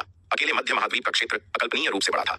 उसने सोचा कि वह बस शक्ति सिंधु महाद्वीप के किसी कोने में उस सारी दौलत के साथ छिप सकता है और यहाँ तक कि शक्तिशाली दिव्य पवन महल भी उसे नहीं ढूंढ पाएगा। उस विचार के साथ यतिन ने अपने संकल्प को मजबूत किया और इसके लिए जाने का फैसला किया। किस्मत बहादुरों का साथ देती है। इसके अलावा अगर वह इन सभी लोगों को मिटा सकता है तो आज की घटनाएं उजागर नहीं हो सकती है। सब लोग खुद को तैयार करो। यतिन ने टेलीपैथिक रूप से अग्नि साम्राज्य के योद्धाओं को निर्देश दिया। अग्नि साम्राज्य के योद्धा जो शुरू में जबिन के शब्दों को सुनकर हिचकिचा रहे थे, यतिन का आदेश सुनते ही तुरंत अपने संकल्प को मजबूत कर लिया। दौलत और संपत्ति लुभावना है और अवसरों और खजानों के लिए योद्धाओं का मौत तक लड़ना आम बात है। अग्नि साम्राज्य के मार्शल आर्टिस्टों ने तुरंत मुख्य शिखर पर अपने छापे के दौरान प्राप्त किए गए मूल्यवान खजाने निकाले। जबिन और यतिन के साथ सहयोग करने के लिए तैयार होकर दिव्य पवन महल के शिष्यों पर एक घातक हमला करने के लिए आक्रमण। जबिन ने अग्नि साम्राज्य के योद्धाओं के तैयार होने के बाद टेलीपैथिक रूप से चिल्लाया। जैसे ही चिल्लाहट गूंजी, जबिन ने सबसे पहले महापर्वत मुहर को उतारा, इसे चंपा की ओर पटक दिया। यतिन और अन्य अग्नि साम्राज्य योद्धाओं ने भी अपने शक्तिशाली हथियारों को उतारा। दिव्य पवन महल के शिष्यों पर बमबारी की। तुम बदमाश, तुम्हारी हिम्मत कैसे हुई? चंपा गुस्से में दहाड़ उठी। जबिन की महापर्वत मुहर से मिलने के लिए अपना जादुई कंगन उतार दिया। नलिनी और दिव्य पवन महल के शिष्यों ने भी अग्नि साम्राज्य के योद्धाओं से लड़ने के लिए अपने शक्तिशाली हथियार उतारे। जब जबिन और यतिन दिखाई दिए तो नलिनी पहले से ही सतर्क हो गई थी। चंपा और दिव्य पवन महल के शिष्यों को जबिन और उसके समूह के किसी भी हमले के लिए तैयार रहने की याद दिला रही थी। शुरू में दिव्य पवन महल के शिष्य थोड़े लापरवाह थे, यह मानते हुए कि जबिन और उसके समूह में उन पर हमला करने की हिम्मत नहीं है। आखिरकार पिछली लड़ाइयों में जबिन और उसके समूह को उनके खिलाफ कोई फायदा नहीं मिला था और इसके बजाय भारी नुकसान उठाना पड़ा था। जब तक जबिन और उसके समूह ने अपना दिमाग नहीं खो दिया था, उन्हें उनसे फिर से परेशान नहीं होना चाहिए था। उन्हें उम्मीद नहीं थी कि जबिन और यतिन वास्तव में उन पर हमला करने की हिम्मत करेंगे। क्रोधित होकर दिव्य पवन महल के शिष्यों ने अपने सबसे हताश हमले किए। हालांकि उन्होंने नलिनी की चेतावनी को गंभीरता से नहीं लिया था, लेकिन वे अभी भी कुछ हद तक तैयार थे और उन्हें किसी ने चौंकाया नहीं। बूम बूम बूम, महापर्वत मुहर और जादुई कंगन टकराए, जिससे बची हुई ऊर्जा का एक भयानक विस्फोट हुआ। यतिन ने रक्षात्मक जादुई हथियार के रूप में वज्र सुरक्षा मणिका का उपयोग नहीं किया। इसके बजाय उसने सुनहरे मोती को बुलाया और उसे प्रतिद्वंद्वी पर फेंक दिया। विराट के अनुपस्थित होने के कारण उसे प्रतिद्वंद्वी के नवनाग दिव्य अग्निढाल से बचाव करने की आवश्यकता नहीं थी। रक्षात्मक जादुई हथियार के रूप में वज्र सुरक्षा मणिका का उपयोग करना बेकार होगा। वज्र सुरक्षा मणिका जबकि मुख्य रूप से रक्षात्मक है, आक्रामक रूप से उपयोग किए जाने पर अविश्वसनीय रूप से शक्तिशाली भी है। हालांकि इससे पहले कि यतिन की वज्र सुरक्षा मणिका अपने प्रतिद्वंद्वी पर हमला कर पाती, नलिनी के हाथ में अचानक एक अग्निढाल दिखाई दी। उसकी कलाई के एक झटके के साथ 9 विशाल अग्नि ड्रैगन अग्निढाल से बाहर निकले और उनकी ओर झपटे। यह देखकर जबिन, जो चंपा से लड़ रहा था, और यतिन, जिसने अभी अभी वज्र सुरक्षा मणिका उतारी थी, दोनों तुरंत हैरान रह गए। ये कैसे हो सकता है? विराट यहाँ नहीं था। उनके पास अभी भी नवनाग दिव्य अग्निढाल कैसे हो सकती थी? विराट ने इतनी आसानी से किसी और को इतना शक्तिशाली खजाना सौंप दिया।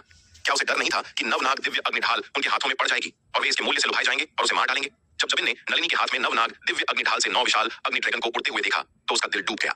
उसने केवल दूसरे पक्ष पर हमला किया क्योंकि उसने मान लिया था कि दिव्य पवन महल समूह ने 9वें स्तर का स्प्लिट स्टोन जादुई हथियार नवनाग दिव्य अग्निढाल खो दिया था। अगर उसे पता होता कि नवनाग दिव्य अग्निढाल अभी भी दूसरे पक्ष के हाथों में है तो वह ऐसा कभी नहीं करता। आखिरकार उसे विराट का नहीं बल्कि विराट के कब्जे में नवनाग दिव्य अग्निढाल का डर था।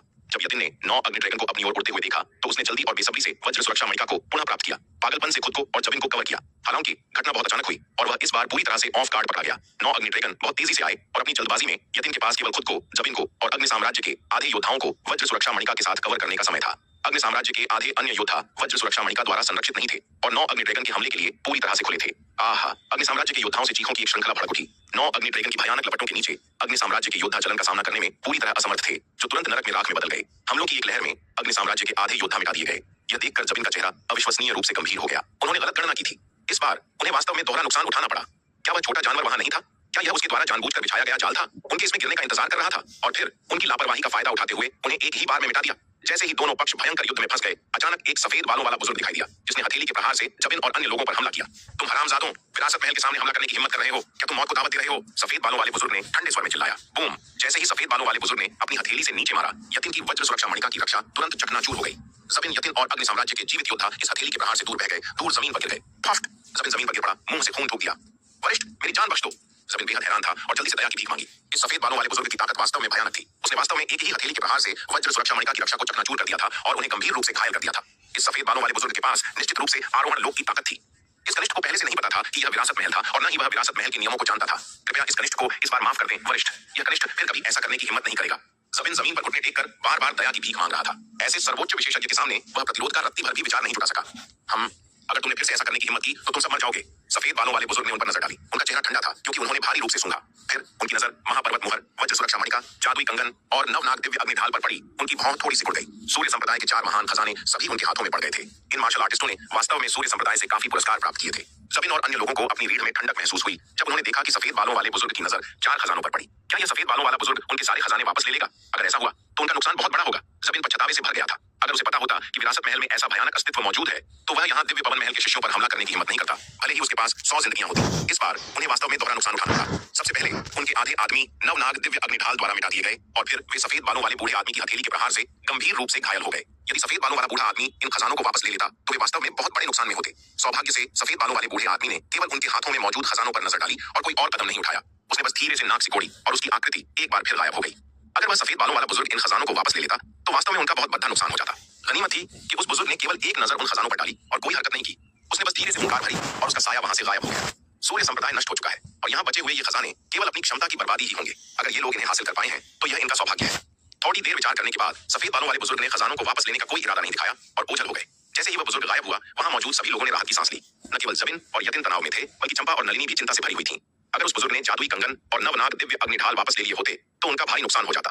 किस्मत अच्छी थी कि वह वरिष्ठ समझदार निकले और उन्होंने जबरदस्ती इन्हें छीनने की कोशिश नहीं की। बुजुर्ग के गायब होने के बाद नलिनी ने तुरंत नवनाग दिव्य अग्निढाल को अपने स्थानिक जादुई खजाने में रख लिया, इस डर से कि कहीं उस बुजुर्ग का मन बदल न जाए और वह खजाना वापस न मांग ले। यह देखकर चंपा ने भी जल्दी से जादुई कंगन को उतार कर रख लिया। अब उसे अपनी कलाई पर पहनने की उसकी हिम्मत नहीं हो रही थी। जबिन, यतिन और अन्य लोगों ने जल्दी से उपचार करने वाली गोलियां निकाली और पालथी मारकर बैठ गए।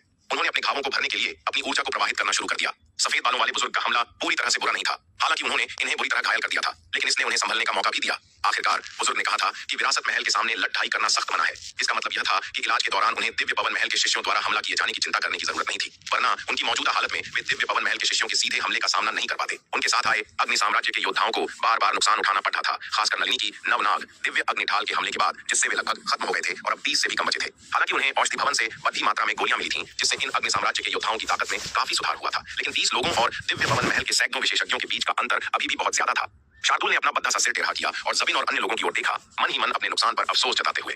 वह सफेद बालों वाला बूढ़ा वास्तव में बहुत दखल देने वाला था। अगर उसने बीच बचाव न किया होता तो पूरी संभावना थी कि जबिन और बाकी लोग एक ही लड़ाई में मारे जाते। उस स्थिति में जबिन और अन्य लोगों के पास मौजूद सारे खजाने उसके हो जाते। शार्दुल ने अपना बद्दा सिर हिलाया और धीरे धीरे उस जगह की ओर बढ़ा जहां अग्नि साम्राज्य के योद्धा मौजूद थे।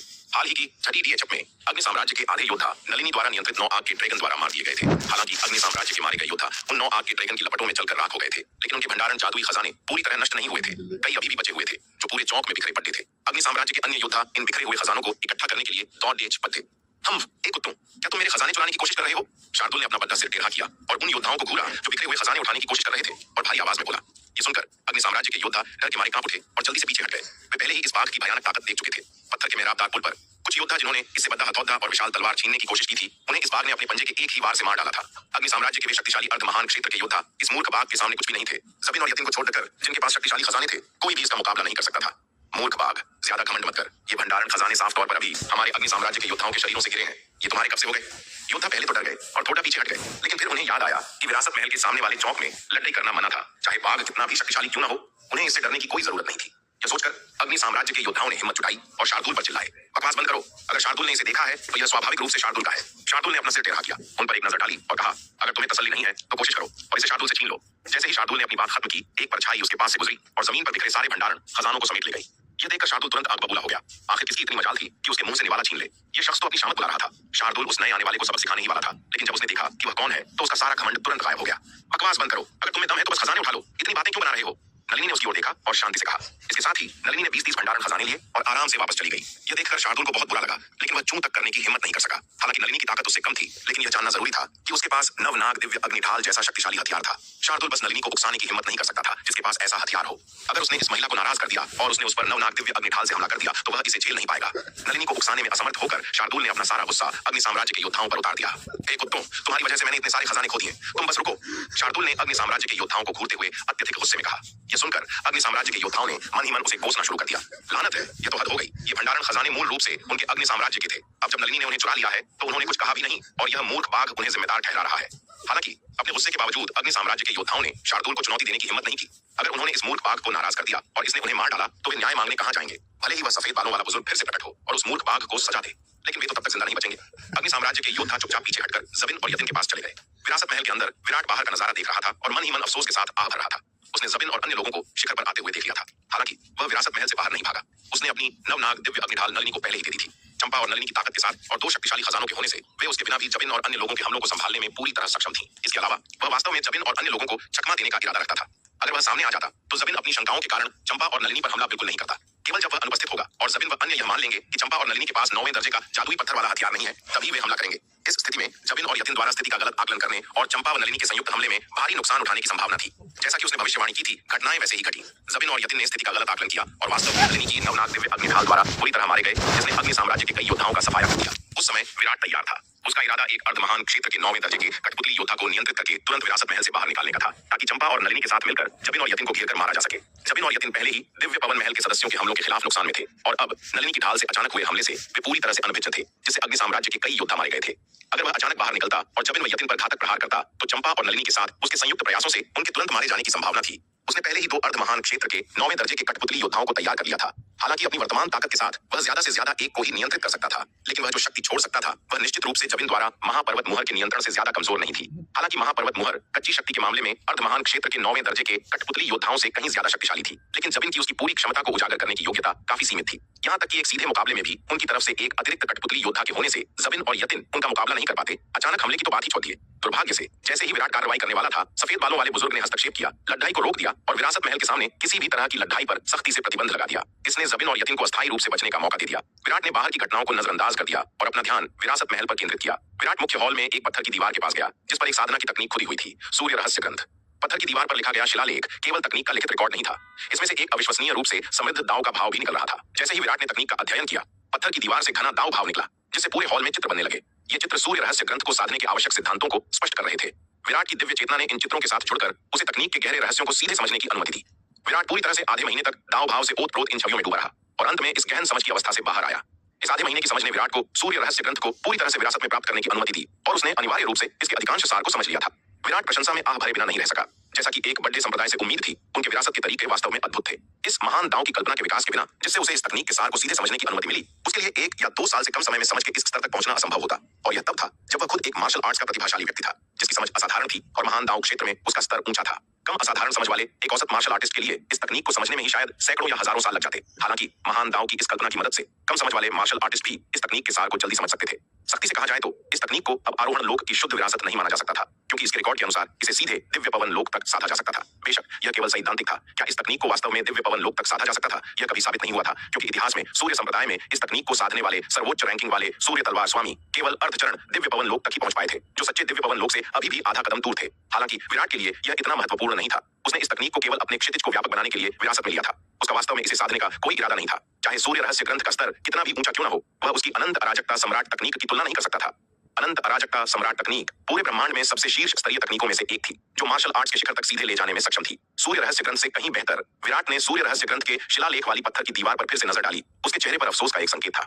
हालांकि यह तकनीक उन्नत थी, दुर्भाग्य से इसके संचरण के दौरान इसे प्रतिबंधित कर दिया गया था, जिससे इसका बाहरी प्रसार रोका जा सके। इसने विराट की उस योजना को विफल कर दिया जिसमें वह सूर्य रहस्य ग्रंथ को संप्रदाय की सबसे कीमती तकनीक बनाना चाहता था। ऐसा लगता है कि तलवार संप्रदाय के जो शिष्य इस तकनीक को प्राप्त करना चाहते हैं, उन्हें ईमानदारी से विरासत महल के बाहर की परीक्षाओं को पास करना होगा और इसे विरासत में लेने के लिए महल में प्रवेश करना होगा। यह पूरी तरह से बुरी बात नहीं है। विरासत महल के बाहर की 4 परीक्षाएं मार्शल आर्टिस्टों के लिए बहुआयामी प्रशिक्षण का एक रूप है। दाव आसानी से नहीं मिलता। यह तलवार संप्रदाय के शिष्यों को सभी पहलुओं में अपनी क्षमताओं को बेहतर बनाने के लिए और भी कड़ी मेहनत करने के लिए प्रेरित करेगा। सूर्य रहस्य ग्रंथ को विरासत में लेने के बाद विराट विरासत महल की सीढ़ियों से अगले स्तर पर चढ़ गया। विरासत महल के पहले स्तर में केवल सूर्य रहस्य ग्रंथ है। अन्य विरासतों को प्राप्त करने के लिए किसी को उच्च स्तरों पर चढ़ना होगा। विरासत महल के दूसरे स्तर पर विरासत में मिली तकनीकें और गुप्त कलाएं पहले स्तर की तरह ही एक पत्थर की दीवार पर खुदी हुई है। दूसरे स्तर पर पहुंचने के बाद विराट उस पत्थर की दीवार की ओर बढ़ा, लेकिन जैसे ही वह दीवार के पास पहुंचा, उसके सामने अचानक भ्रमजाल प्रकट हो गए। अचानक विराट को अपनी आंखों के सामने सब कुछ धुंधला दिखाई दिया और पल भर में उसके चारों ओर एक अनंत समंदर बन गया। इस अथाह सागर में विशाल लहरें पागलों की तरह उसकी ओर बढ़ रही थीं और समुद्र के पानी के भीतर अनगिनत भयानक राक्षस छिपे हुए थे, जिनमें से प्रत्येक अपना विशाल मुंह खोलकर उस पर झपट रहा था। यह सब इतना वास्तविक लग रहा था। भले ही विराट जानता था कि ये केवल भ्रम थे, फिर भी जब विशाल लहरें नीचे गिरीं तो वह अपनी रीढ़ में सिहरन महसूस करने से खुद को नहीं रोक सका। टूट जा! विराट ने अपनी दिव्य दृष्टि को सक्रिय किया और गुस्से में चिल्लाया। इस भ्रम के सार को भेदने की कोशिश कर रहा था। यदि ये भ्रम किसी व्यूह रचना द्वारा बनाए गए थे, तो उनका सार केवल बहती हुई ऊर्जा का संघनन था। एक बार जब विराट ने अपनी दिव्य दृष्टि सक्रिय कर ली, तो विशाल लहरें और अनगिनत भयानक राक्षस उसे अपनी आंखों में केवल व्यूह ऊर्जा के रूप में दिखाई देंगे। लेकिन जब विराट ने अपनी दिव्य दृष्टि के चौथे स्तर को सक्रिय किया, तो उसने पाया कि ये भ्रम उसके निरीक्षण के तहत गायब नहीं हुए थे। विशाल लहरें और अनगिनत राक्षसी जीव अभी भी उसकी ओर दौड़ रहे थे। विराट तुरंत इस बात से हैरान रह गया। क्या यह भ्रम नहीं बल्कि एक वास्तविक दृश्य हो सकता है? यदि यह दृश्य केवल व्यूह रचना के संचालन द्वारा बनाया गया भ्रम होता, तो यह उसकी दिव्य दृष्टि के निरीक्षण के तहत अपरिवर्तित नहीं रह सकता था। यदि यह दृश्य भ्रम नहीं था बल्कि एक वास्तविक दृश्य था, तो वह गंभीर मुसीबत में था। इन विशाल लहरों में निहित भयानक शक्ति विराट की राय में महान क्षेत्र के शिखर विशेषज्ञ के हमले से कम नहीं थी और उसकी ओर दौड़ रहे अनगिनत राक्षसी जीवों में से प्रत्येक के पास महान क्षेत्र के शिखर विशेषज्ञ से कम आभा नहीं थी। महान क्षेत्र के शिखर राक्षसी जीवों द्वारा इतनी बड़ी घेराबंदी का सामना करते हुए अपने कई त्रुक के पत्तों के बावजूद उसके लिए बचना मुश्किल होगा। लानत है, आखिर ये हो क्या रहा है? मैं अचानक यहाँ कैसे पहुंच गया? उसने पहले कोई स्थानिक बदलाव महसूस नहीं किया था। विराट ने इस दृश्य को देखा। उसका दिल जोर से धड़क रहा था। उसका चेहरा पीला पड़ गया। जैसे ही वे भयानक शक्तिशाली राक्षस उस पर झपटने वाले थे, अपना हमला शुरू करते हुए अचानक उसे एक विचार आया। कुछ गड़बड़ थी। ये राक्षस भी असली नहीं लग रहे थे। यदि वे वास्तव में भौतिक होते, तो वे उसकी दिव्य दृष्टि के तहत पूरी तरह से अपरिवर्तित नहीं रहते। दिव्य दृष्टि का चौथा स्तर महान क्षेत्र के शिखर मार्शल आर्टिस्ट के भौतिक शरीर को भेदने और उनके ऊर्जा परिसंचरण को स्पष्ट रूप से देखने के लिए पर्याप्त था।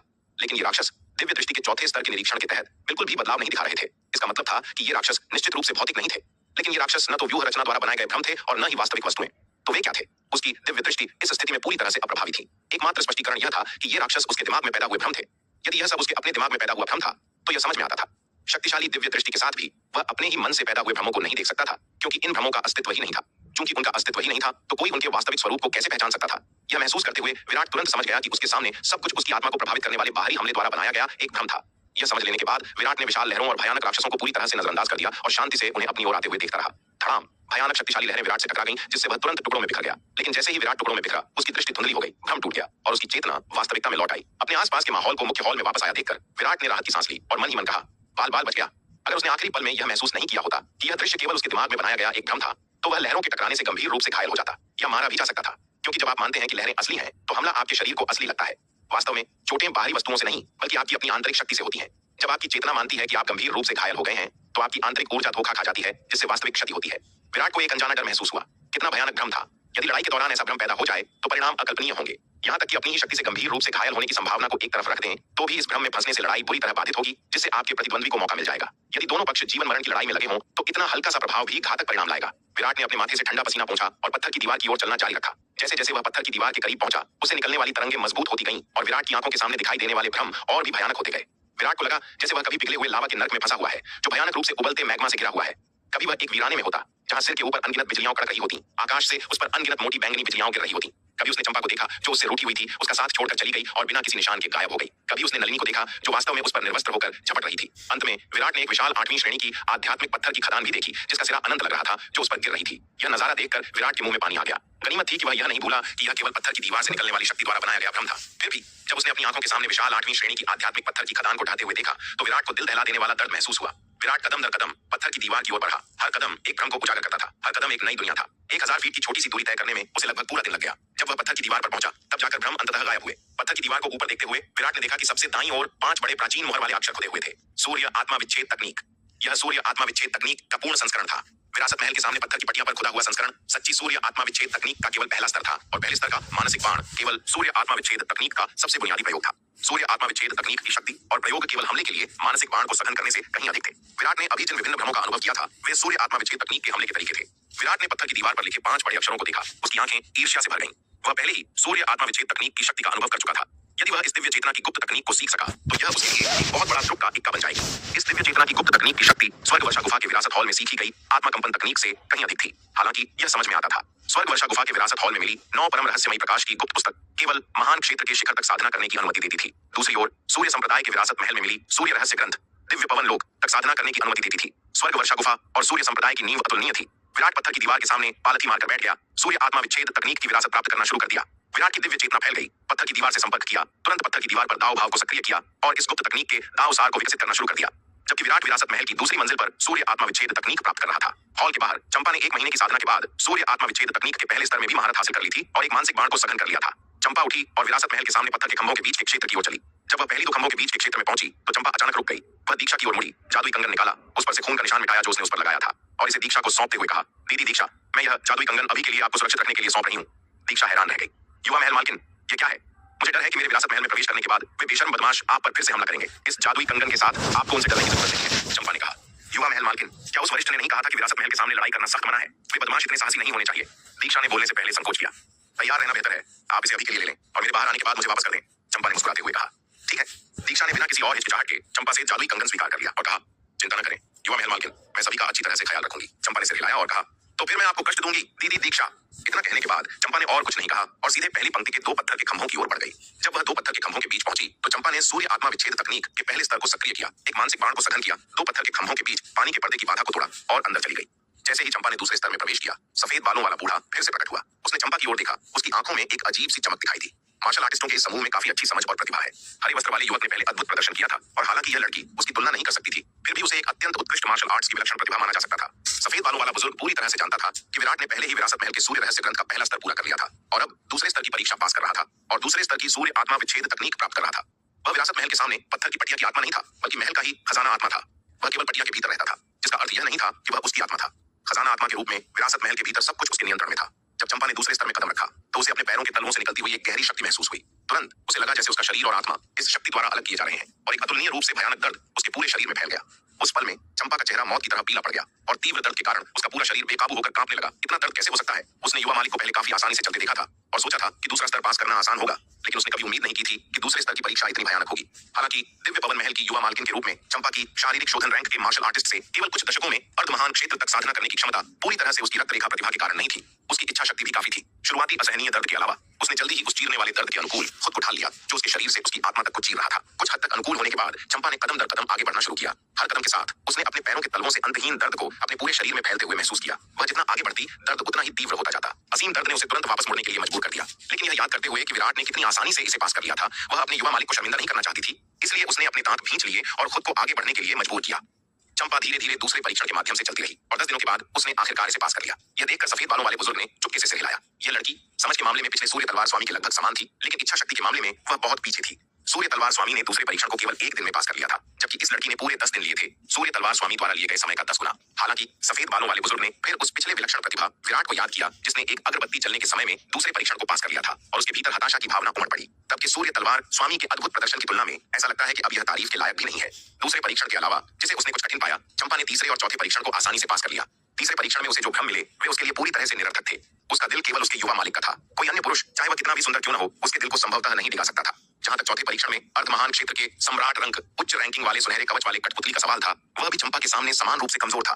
विरासत महल में प्रवेश करने पर चंपा ने विराट को पहली मंजिल के मुख्य हॉल में नहीं पाया। उसने तुरंत अपनी नजरें पहली मंजिल की सीढ़ियों के प्रवेश द्वार की ओर घुमाई। युवा मालिक, वह शायद ऊपर चले गए हैं। चंपा तुरंत सीढ़ियों की ओर नहीं बढ़ी, बल्कि उस पत्थर की दीवार की ओर चली गई जिस पर सूर्य रहस्य ग्रंथ खुदा हुआ था।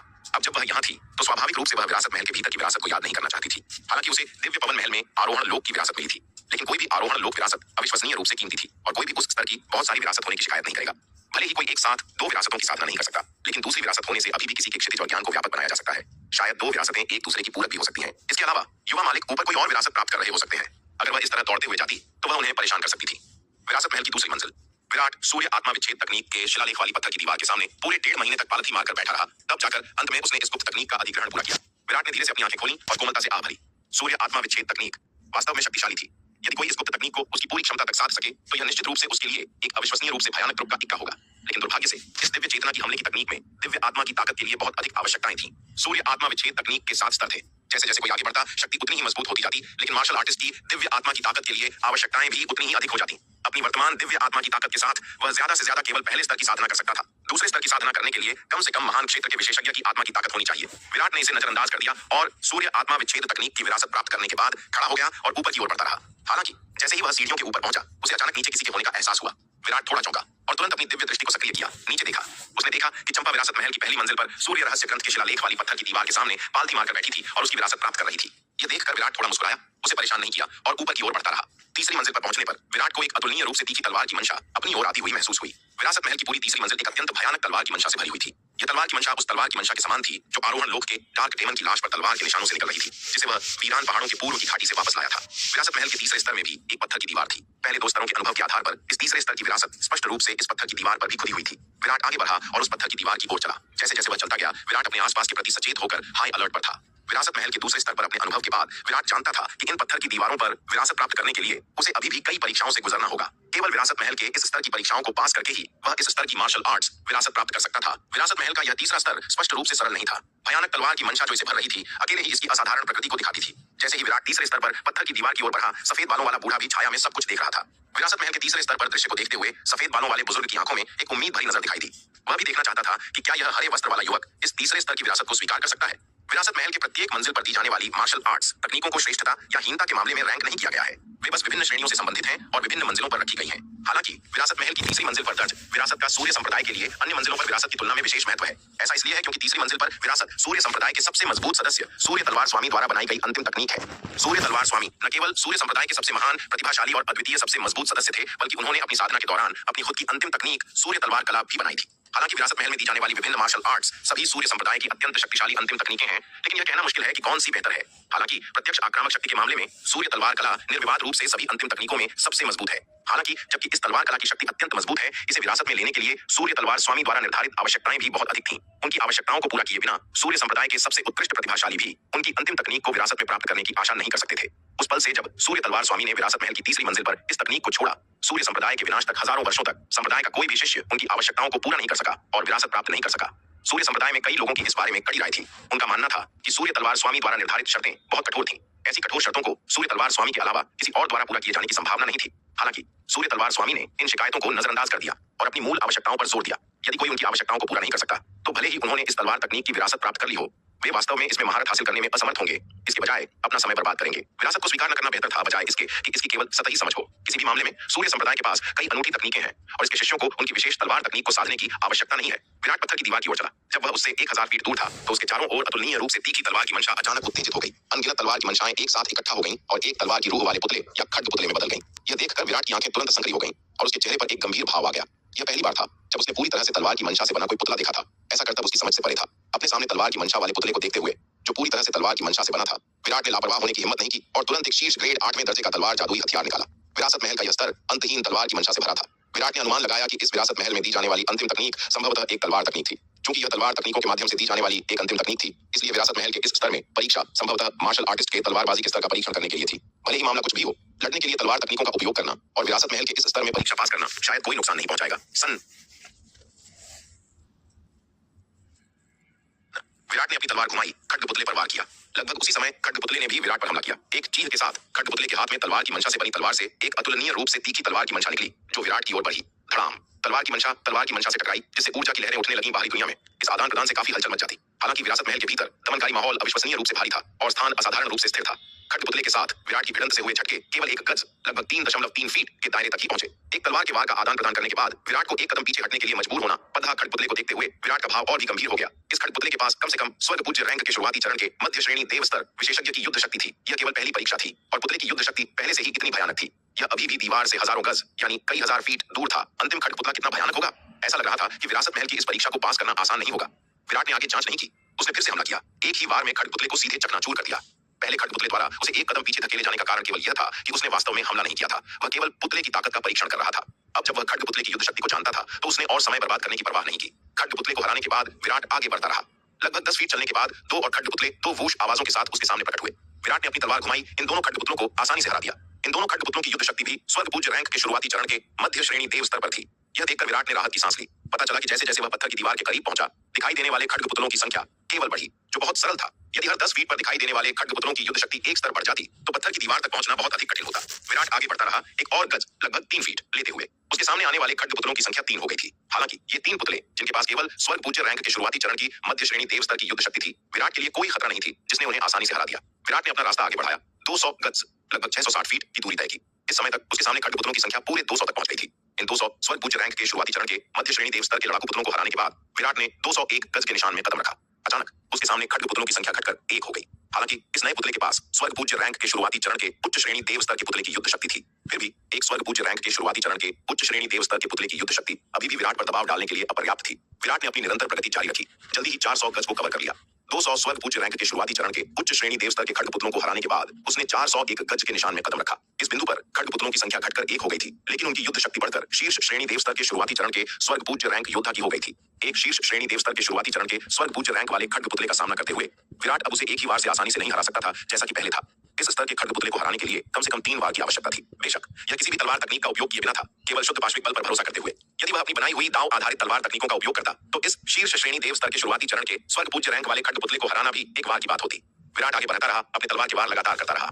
जैसे जैसे उसके सामने खड्ग पुतलों की संख्या बढ़ती गई, विराट पर दबाव धीरे धीरे बढ़ता गया। जब वह एक शीर्ष श्रेणी देव स्तर के शुरुआती चरण के स्वर्ग पूज्य रैंक की युद्ध शक्ति वाले 100 से अधिक खड्ग पुतलों से घिरा हुआ था तो विराट को अपनी स्वयं की बनाई हुई दांव तलवार तकनीक का उपयोग शुरू करने के लिए मजबूर होना पड़ा। हालांकि जैसे ही वह इन खड्ग पुतलों से लड़ा, विराट ने धीरे धीरे पाया कि उनके द्वारा उपयोग की जाने वाली तलवार तकनीकें अत्यंत परिष्कृत थीं। हालांकि उनकी युद्ध शक्ति को शीर्ष श्रेणी देव स्तर के शुरुआती चरण के स्वर्ग पूज्य के स्तर तक दबा दिया गया था, लेकिन उनकी तलवार तकनीकें असाधारण रूप से उन्नत थीं, जो विराट द्वारा पहले देखी गई किसी भी तलवार तकनीक से कहीं बेहतर थीं। यह महसूस करने पर विराट ने अपना रुख आक्रमण से रक्षा में बदल दिया। अब केवल खड्ग पुतलों को हराने पर ध्यान केंद्रित नहीं किया, वह पुतलों से लड़ना जारी रखता रहा, साथ ही उनकी तलवार तकनीकों का निरीक्षण करता रहा। धीरे धीरे अंतर्दृष्टि प्राप्त करता रहा। ऐसा लगता है कि रास्ते में मिलने वाले खड्ग पुतले केवल उसकी प्रगति का परीक्षण और बाधा नहीं डाल रहे थे, बल्कि उसे दूसरे तरीके से एक अत्यंत उन्नत तलवार तकनीक भी सिखा रहे थे। पहले क्योंकि उसने इन पुतलों को इतनी जल्दी हरा दिया था, उनके पास अपनी तलवारबाजी को उजागर करने का समय भी नहीं था इससे पहले कि वे उसके ब्लेड के नीचे गायब हो जाते, इसलिए विराट ने इस पर ध्यान नहीं दिया था। अब जब उसने इस रहस्य की खोज कर ली थी तो विराट स्वाभाविक रूप से केवल पुतलों को हराने पर ध्यान केंद्रित नहीं करेगा, बल्कि इसके बजाय उनके द्वारा उपयोग की जाने वाली तलवार तकनीकों को समझने में अधिक समय और ऊर्जा खर्च करेगा। छाया में सफेद बालों वाले बुजुर्ग यह देखते हुए हंसने और रोने के अलावा कुछ नहीं कर सके। यह पहली बार था जब उन्होंने ऐसी स्थिति का सामना किया जहां खड्ग पुतलों को इतनी जल्दी हरा दिया गया था कि उनके पास अपनी तलवार तकनीकों का उपयोग करने का समय भी नहीं था। सूर्य तलवार स्वामी द्वारा स्थापित चुनौतियों में हर 200 फीट पर एक तलवार तकनीक शामिल थी। यदि कोई मार्शल आर्टिस्ट इन स्तरों के लिए आवश्यक तलवार तकनीकों में महारत हासिल नहीं कर सकता है तो इन खड्गपुतलों द्वारा उत्पन्न बाधाओं को दूर करना मुश्किल होगा, क्योंकि ये खड्गपुतले बहुत शक्तिशाली थे। यहाँ तक कि सबसे कमजोर खड्गपुतला भी चुनौती देने वालों की मध्य श्रेणी देव स्तर की युद्ध शक्ति तक पहुंच गया था। एक ही रैंक के भीतर मध्य श्रेणी देव स्तर की युद्ध शक्ति तक पहुंचना पहले से ही एक बहुत ही उच्च आवश्यकता थी। साधना का स्तर जितना ऊंचा होता, एक ही रैंक के भीतर उच्च युद्ध शक्ति स्तर तक पहुंचना उतना ही कठिन होता। महान क्षेत्र के नीचे वालों के लिए देव स्तर की युद्ध शक्ति तक पहुंचना अपेक्षाकृत आसान था। हालांकि महान क्षेत्र से ऊपर वालों के लिए एक ही रैंक के भीतर देव स्तर की युद्ध शक्ति तक पहुंचना कोई आसान काम नहीं था। उस समय सूर्य संप्रदाय के लाखों महान क्षेत्र के आंतरिक शिष्यों में से 10,000 से भी कम देव स्तर की युद्ध शक्ति तक पहुंच सके थे, और उन 10,000 में से अधिकांश केवल मुश्किल से निम्न श्रेणी देव स्तर की युद्ध शक्ति तक पहुंचे थे। 1,000 से भी कम मध्य श्रेणी देव स्तर तक पहुंच सके थे। दूसरे शब्दों में उस समय पूरे सूर्य संप्रदाय में 1,000 से भी कम लोग विरासत महल के तीसरे स्तर को चुनौती देने के लिए योग्य थे। जहां तक ब्रह्म ज्ञान क्षेत्र से नीचे के बाहरी शिष्यों का सवाल है, यह कैसे संभव हो सकता है? ब्रह्म ज्ञान क्षेत्र से नीचे के मार्शल आर्टिस्ट विरासत महल के बाहर की 4 चौकियों को भी पास नहीं कर सकते। पहली चौकी ही अनगिनत लोगों को मार डालेगी। ऐसा इसलिए है क्योंकि सूर्य आत्मा विच्छेद तकनीक के पहले स्तर में महारत हासिल करने और एक मानसिक बाण को सघन करने के लिए किसी के पास कम से कम लघु ब्रह्म ज्ञान क्षेत्र के कल्टीवेटर की दिव्य आत्मा की शक्ति होनी चाहिए।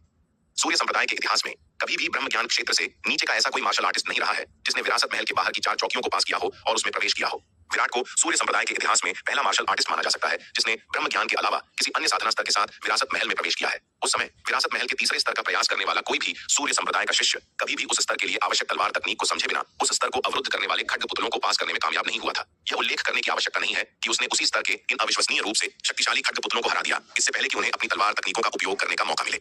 नीले वस्त्रों वाला यह युवक वास्तव में एक भयानक अद्भुत नमूना है। उसकी युद्ध शक्ति को देखते हुए वह शायद अपने साथियों के बीच अमर स्तर पर है, अन्यथा वह संभवतः इन देव स्तरीय खड्गपुतलों को इतनी आसानी से नहीं हरा सकता था।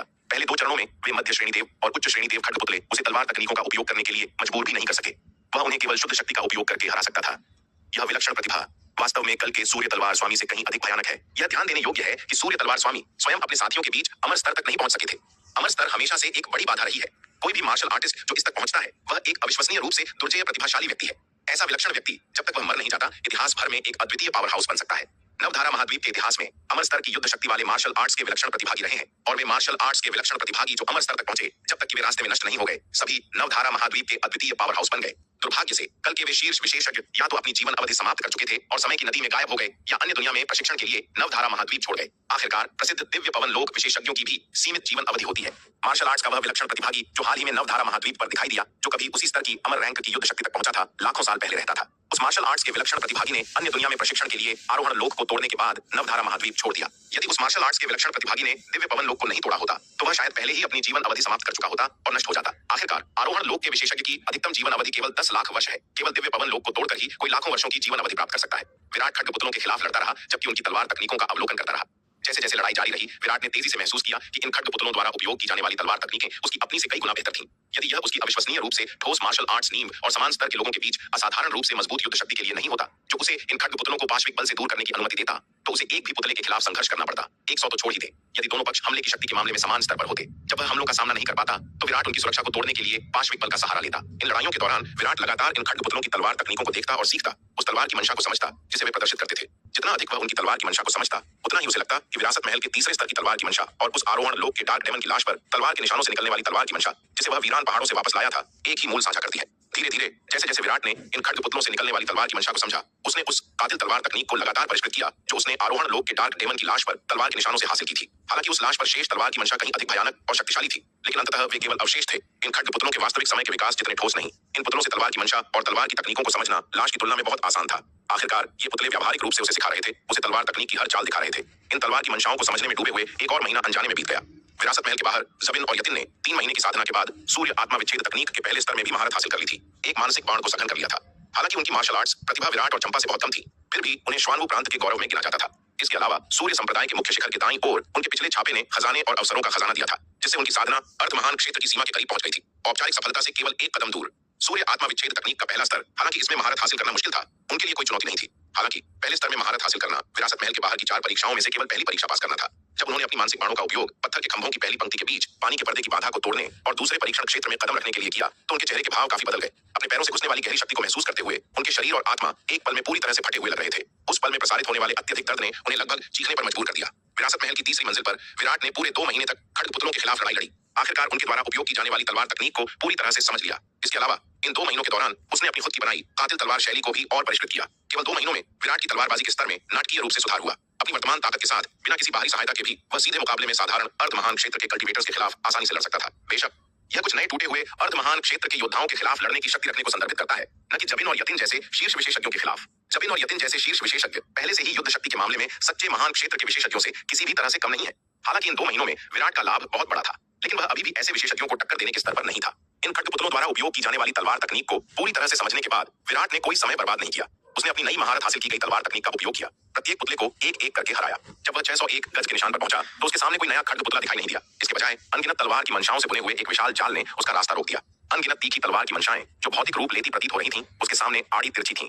विराट ने एक पल के लिए तलवार की मंशाओं के इस जाल को देखा। उसके चेहरे पर एक मुस्कान दिखाई दी। उसने अपनी तलवार घुमाई, जाल पर वार किया। उसके वार के साथ तलवार की मंशाओं का जाल कटा नहीं, इसके बजाय तलवार की मंशा के कुछ अंश उसकी तलवार के माध्यम से उसके शरीर में समा गए। इन तलवार की मंशाओं की शक्ति भयानक थी। यदि वह उनका सामना सीधे करता तो विराट के पास तलवार की मंशाओं के इस बुने हुए जाल को तोड़ने का कोई मौका नहीं होता। हालांकि उन खड्गपुतलों के साथ अपनी 2 महीने की लड़ाई के दौरान उसने पहले ही इन तलवार की मंशाओं की अत्यंत गहरी समझ हासिल कर ली थी। अब उसने इन अतुलनीय रूप से तीखी तलवार की मंशाओं को अपने भीतर समाने के लिए अपने शरीर का उपयोग तलवार की मंशा के स्रोत के रूप में किया। विराट के इन तलवार की मंशाओं को समझने से पहले ऐसा करना आत्महत्या के समान होता, लेकिन अब इन तलवार की मंशाओं की उसकी समझ एक अत्यंत गहरे स्तर पर पहुंच गई थी। उसके शरीर से निकलने वाली तलवार की मंशा की आभा और उसके सामने तलवार की मंशा का जाल लगभग एक ही मूल के थे। उसके शरीर में समाने के बाद और उसके मार्गदर्शन के साथ उन तलवार की मंशाओं ने ज्यादा नुकसान नहीं पहुंचाया। बेशक इन भयानक तलवार की मंशाओं को झेलने की विराट के शरीर की क्षमता भी उसके अत्यंत मजबूत भौतिक शरीर से अलग नहीं थी। पहले सूर्य संप्रदाय के मुख्य शिखर के मुख्य हॉल में वज्रकुंड में टेम्परिंग की अवधि से गुजरने के बाद उसका सत्य योद्धा दिव्य शरीर मामूली पूर्णता के 7वें स्तर तक टूट गया था, जिससे उसकी शारीरिक शक्ति 8वें दर्जे के उच्च स्तरीय जादुई हथियार के बराबर हो गई थी। फिर भी जब उसने इन तलवार की मंशाओं को अपने शरीर में प्रवाहित किया तो अतुलनीय रूप से तीखी तलवार की मंशा ने अभी भी उसके मांस को चकनाचूर कर दिया, जिससे उसके शरीर पर अनगिनत दरारें दिखाई देने लगी। इस समय विराट का पूरा शरीर चीनी मिट्टी के टूटे हुए टुकड़े जैसा था, जैसे कि वह किसी भी पल टुकड़ों के ढेर में पूरी तरह से बिखर जाएगा। विराट ने सावधानी पूर्वक इन तलवार की मंशाओं को अपने नाभि केंद्र में निर्देशित किया। अपनी खुद की तलवार की मंशा के मार्गदर्शन में ये तीखी तलवार की मंशाएं धीरे धीरे उसके नाभि केंद्र में एक खड्गमणिका में संघनित हो गईं। विराट ने अपनी तलवार को एक के बाद एक वार से घुमाया, अपने रास्ते को रोकने वाली तलवार की मंशा के तारों को अपने शरीर में खींचा, लगातार इसे उस खड्गमणिका में डाला। जैसे जैसे ये तलवार की मंशाएं लगातार अंदर खींची गईं, उसके नाभि केंद्र में खड्गमणिका और भी अधिक शक्तिशाली हो गई। जब विराट ने बाहर से तलवार की मंशा के 100 तारों को अंदर खींचा तो उसके नाभि केंद्र में खड्गमणिका अत्यंत शक्तिशाली हो गई थी। इस समय विराट के पूरे शरीर से एक अतुलनीय रूप से भयानक तलवार की मंशा निकल रही थी। उसके शरीर का हर बाल असीम तलवार की मंशा से भरा था। छाया से देख रहे सफेद बालों वाले बुजुर्ग इस नजारे को देखकर भयभीत थे। यह लड़का क्या कर रहा था? वह आग से खेल रहा था। यदि उसने अपने शरीर में जिस तलवार की मंशा को प्रवाहित किया था वह नियंत्रण से बाहर हो गई तो वह स्वयं अपने भीतर की भयानक तलवार की मंशा से टुकड़ों में कट जाएगा। अनगिनत वर्षों में यह पहली बार था जब उन्होंने इतना साहसी व्यक्ति देखा था। अपने शरीर में तलवार की मंशा के 100 तारों को प्रवाहित करने के बाद विराट ने अपने भीतर खड्गमणिका से निकलने वाली भयानक तलवार की मंशा को महसूस किया और वह तुरंत डर से भर गया। लानत है, अगर यह चीज फट गई तो वह इसे संभाल नहीं पाएगा। विराट ने महसूस किया कि एक बार जब उसके भीतर की खड्गमणिका निकल गई तो एक महान क्षेत्र के बाद के चरण के विशेषज्ञ भी गंभीर रूप से घायल हो जाएंगे। विराट ने इस तरह खेलना जारी रखने की हिम्मत नहीं की। उसने अपने रास्ते को रोकने वाली तलवार की मंशा को अपने शरीर में खींचना जारी रखा, लेकिन इसे अपने नाभि केंद्र में प्रवाहित करने के बजाय उसने इसे अपने शरीर से गुजरने दिया और इसे अनंत परम मीनार में निर्देशित किया। फिर उसने अंदर मौजूद नीले वस्त्र वाले लड़के नाग को उसके लिए तलवार की मंशा इकट्ठा करने के लिए कहा। अनंत परम मीनार के अंदर नीले वस्त्र वाले लड़के ने तलवार की मंशा के अंशों को अंदर रिसते हुए देखा। अपने हाथ की एक लापरवाही से लहर के साथ अविश्वसनीय रूप से तीखी तलवार की मंशा तुरंत बिल्ली के बच्चे की तरह विनम्र हो गई, आज्ञाकारी रूप से उसके हाथ में तैरने लगी। नीले वस्त्र वाले लड़के ने अपने हाथ में तलवार की मंशा को देखा और ईर्ष्या की लहर महसूस किए बिना नहीं रह सका। यह चीज उसके लिए अविश्वसनीय रूप से पौष्टिक थी। जैसे ही नीले वस्त्र वाला लड़का तलवार की मंशा को पूरा निकलने वाला था, एक सुनहरी रोशनी चमकी और विराट का स्वर्ण ड्रैगन अवतार उसके सामने उड़ गया। नाग, मेरी तलवार की मंशा को हथियाने के बारे में सोचना भी मत, वरना तुम्हें कभी और प्राचीन आभा नहीं मिलेगी। विराट के स्वर्ण ड्रैगन अवतार ने चेतावनी दी। नीले वस्त्र वाले लड़के को घूरते हुए उसका इरादा इस इकट्ठी की गई तलवार की मंशा को एक ट्रुक के इक्के के रूप में उपयोग करने का था। वह उस नीले लड़के को इसे निकलने कैसे दे सकता था? वह बर्बादी होगी। विराट, तुम क्या सोच रहे हो? क्या तुम्हें लगता है कि मैं तुम्हारी रद्दी तलवार की मंशा को देखूंगा भी? तुम मजाक कर रहे हो। अगर तुम मुझे दोगे तो भी मैं इसे नहीं चाहूंगा। नीले वस्त्र वाले लड़के ने अपना होंठ सिकोड़ा और तिरस्कार पूर्वक कहा। हालांकि उसने वास्तव में अभी विराट की तलवार की मंशा को निकलने का इरादा किया था, लेकिन वह विराट द्वारा रंगे हाथों नहीं पकड़ा गया था, तो वह ऐसी बात कैसे स्वीकार कर सकता था? विराट के स्वर्ण ड्रैगन अवतार के पक्ष से देखने के साथ नीले वस्त्र वाला लड़का कोई हरकत नहीं कर सकता था। अब से वह केवल आज्ञाकारी रूप से विराट को इन तलवार की मंशाओं को इकट्ठा करने और सघन करने में मदद कर सकता था। तलवार की मंशा के तार उसके हाथों में इकट्ठा हो गए, धीरे धीरे एक खड्गमणिका में संघनित हो गए, जो उस खड्गमणिका से भी अधिक भयानक और शक्तिशाली थी, जिसे विराट ने अपने नाभि केंद्र में इकट्ठा किया था। यदि विराट के नाभि केंद्र में संघनित खड्गमणिका महान क्षेत्र के बाद के चरण में एक पावर हाउस को गंभीर रूप से घायल कर सकती थी, तो नीले वस्त्र वाले लड़के के हाथ में संघनित खड्गमणिका शायद अर्ध चरण आरोहण लोक में एक पावर हाउस को भी गंभीर रूप से घायल कर सकती थी। हालांकि शार्दुल अब नन्ही चिड़िया से कहीं ज्यादा ताकतवर था, तो वह उसकी बात क्यों सुनता?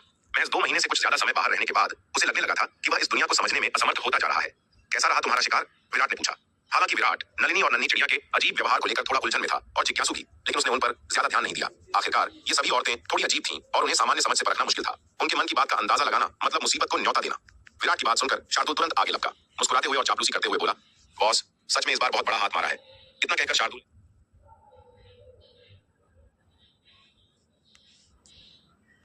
बनी वहीं वह तलवार मणि महान क्षेत्र के अंतिम चरण वाले किसी योद्धा को भी बुरी तरह घायल कर सकती थी, तो उस हरे वस्त्र वाले लड़के के हाथ में बनी तलवार मणि शायद अर्ध आरोहण लोक के किसी महाशक्तिशाली योद्धा को भी धूल चटाने की ताकत रखती थी। तमाम मुश्किलों और बाधाओं को पार करते हुए आखिरकार विराट उस विशाल पत्थर की दीवार के सामने पहुंच ही गया। उसने नजर उठाकर ऊपर देखा। दीवार के बिल्कुल दाईं ओर प्राचीन लिपि में 4 बड़े बड़े शब्द खुदे हुए थे, सूर्य रहस्य ग्रंथ। हर एक शब्द से एक ऐसी तीखी और बेमिसाल तलवार की आभा निकल रही थी जो रूह को चीर दे। विराट ने अपनी मानसिक शक्ति को उस दीवार की ओर बढ़ाया। जैसे ही उसकी मानसिक शक्ति ने दीवार को स्पर्श किया, वहां एक तेज रोशनी कौंधी। उस रोशनी के बीच से एक सफेद वस्त्र पहने हुए पुरुष की छाया उभर कर सामने आई, जिसके हाथ में एक लंबी तलवार थी। उस सफेद वस्त्र वाले पुरुष ने विराट की ओर देखा। उसके चेहरे पर एक सौम्य और रूहानी मुस्कान तैर गई। उसने कहा, मैंने कभी सोचा भी नहीं था कि लाखों साल बीत जाने के बाद कोई मेरी तलवार कला का वारिस बनने के काबिल होगा। आज मेरा जीवन सफल हो गया। सफेद वस्त्र वाले पुरुष ने एक गहरी आह भरी, फिर विराट की आंखों में देखते हुए कहा, बेटा, मेरी तलवार कला को विरासत में लेने के बाद मुझे उम्मीद है कि तुम भविष्य में इस नवधारा महाद्वीप के लिए अपना योगदान दोगे और अंधकार दानव वंश के बचे कुछ नामो निशान को पूरी तरह मिटा दोगे। वह एक पल को रुका और विराट के जवाब का इंतजार किए बिना ही आगे बोला, ध्यान से देखो, अब मैं तुम्हारे सामने सूर्य तलवार कला के मूल सिद्धांतों का प्रदर्शन करने जा रहा हूँ। इतना कहकर उस सफेद वस्त्र वाले पुरुष ने अपनी लंबी तलवार हवा में लहराई। उस वार से एक ऐसी बेमिसाल और तीखी तलवार रोशनी निकली जिसे देख पाना भी मुश्किल था। उस रोशनी में एक भयानक ताकत छिपी थी जो न रुकने वाली थी और न झुकने वाली। ऐसा लगा जैसे वह एक ही वार में पूरी दुनिया को 2 हिस्सों में चीर देगी। उस पल ऐसा लग रहा था जैसे वह पुरुष विरासत महल के अंदर नहीं बल्कि किसी अनंत ब्रह्मांड में खड़ा हो, सिर्फ एक तलवार के वार से जैसे पूरा आकाश और तारे चकनाचूर हो गए। विराट फटी आंखों से यह मंजर देख रहा था। उसके चेहरे पर सदमे के भाव थे। आखिर इस सफेद वस्त्र वाले पुरुष की ताकत कितनी भयानक थी। ऐसी शक्तिशाली तलवार कला के सामने विराट खुद को एक मामूली चींटी जैसा महसूस कर रहा था। उस वार की हल्की सी हवा भी उसे राख के ढेर में बदलने के लिए काफी थी। सदमे में होने के बावजूद विराट उस तलवार कला की हर एक हरकत, हर एक पैंतरे को बारीकी से समझने की कोशिश कर रहा था। कुछ ही पलों में विराट का पूरा मन और मस्तिष्क उस तकनीक को समझने में डूब गया। वह बाकी सब कुछ भूल चुका था। विरासत महल के बाहर अनगिनत कठिनाइयों को झेलने के बाद जबिन और यतिन ने आखिरकार चारों परीक्षाओं को पार कर लिया और विरासत महल में प्रवेश किया। उनके परीक्षा पास करने के कुछ ही देर बाद दीक्षा, लीना और नलिनी ने भी लगभग एक साथ सूर्य आत्मा विच्छेद तकनीक के पहले स्तर में महारत हासिल कर ली और अपने मन में एक मानसिक बाण का निर्माण कर लिया। दीक्षा और लीना ने अपने बगल में खड़ी नलिनी को देखा। उनकी आंखों में हैरानी साफ झलक रही थी। इस लड़की की युद्ध प्रतिभा किसी भी मायने में उनसे कम नहीं थी। उसने भी उनके साथ ही इस कठिन तकनीक के पहले स्तर को सीखा था। नहीं, सच कहा जाए तो नलिनी की समझ उनसे भी कहीं ज्यादा गहरी थी। भले ही उन्होंने एक साथ तकनीक सीखी हो, लेकिन नलिनी का स्तर उनसे ऊंचा था। वे दोनों अर्ध महान क्षेत्र की योद्धा थीं, जबकि नलिनी केवल लघु महान क्षेत्र के शिखर पर थी। लेकिन यह तो बस उनकी हैरानी की शुरुआत थी। जब उन्होंने पहली परीक्षा पास करके दूसरी परीक्षा में कदम रखा, तब दीक्षा और लीना को एहसास हुआ कि उनके और नलिनी के बीच खाई कितनी गहरी है।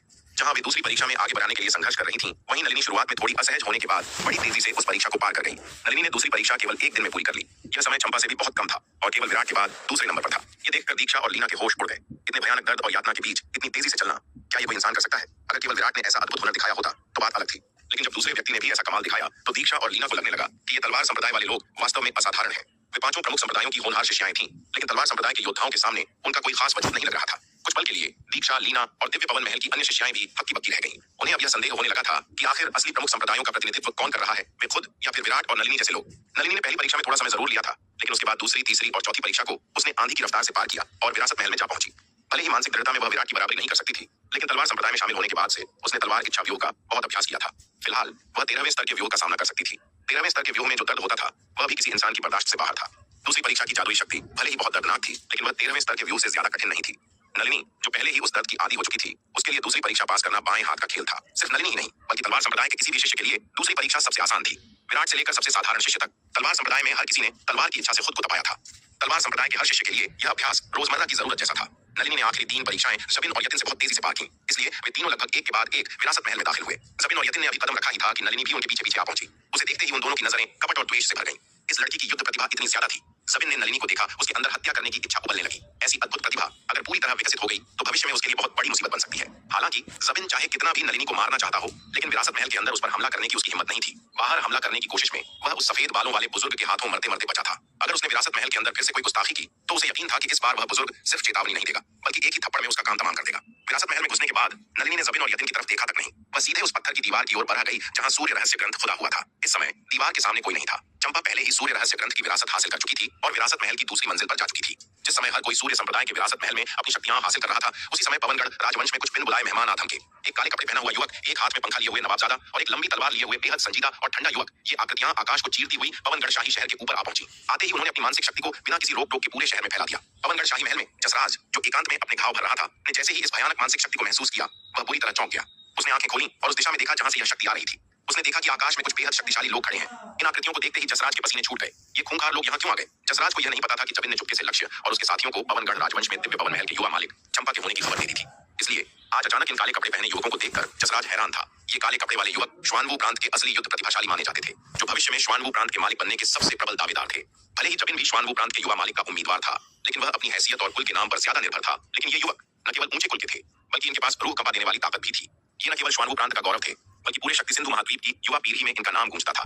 हालांकि जसराज महान क्षेत्र के शिखर स्तर का योद्धा था, लेकिन अपनी पूरी ताकत के बावजूद वह इन युवकों की एक थप्पड़ की मार भी नहीं झेल सकता था। उन्हें आया देख जसराज ने अब और मरे होने का नाटक करना ठीक नहीं समझा। चूंकि उनकी मानसिक शक्ति ने उसे स्कैन कर लिया था, तो वे जरूर उसकी मौजूदगी जान चुके होंगे। अगर वह अब भी छिपा रहा और उन्हें नजरअंदाज किया, तो कहीं वे गुस्से में आकर उसे मार ही न डालें। जसराज हड़बड़ाकर उस मुख्य भवन से बाहर निकला जहां वह छिपा था और उड़ते हुए उन काले कपड़े वाले युवकों की ओर बढ़ा। उसने कहा, युवा मालिक लक्ष्य, युवा मालिक ब्रजेश, युवा मालिक जितेन, आप लोग यहाँ कैसे पधारे?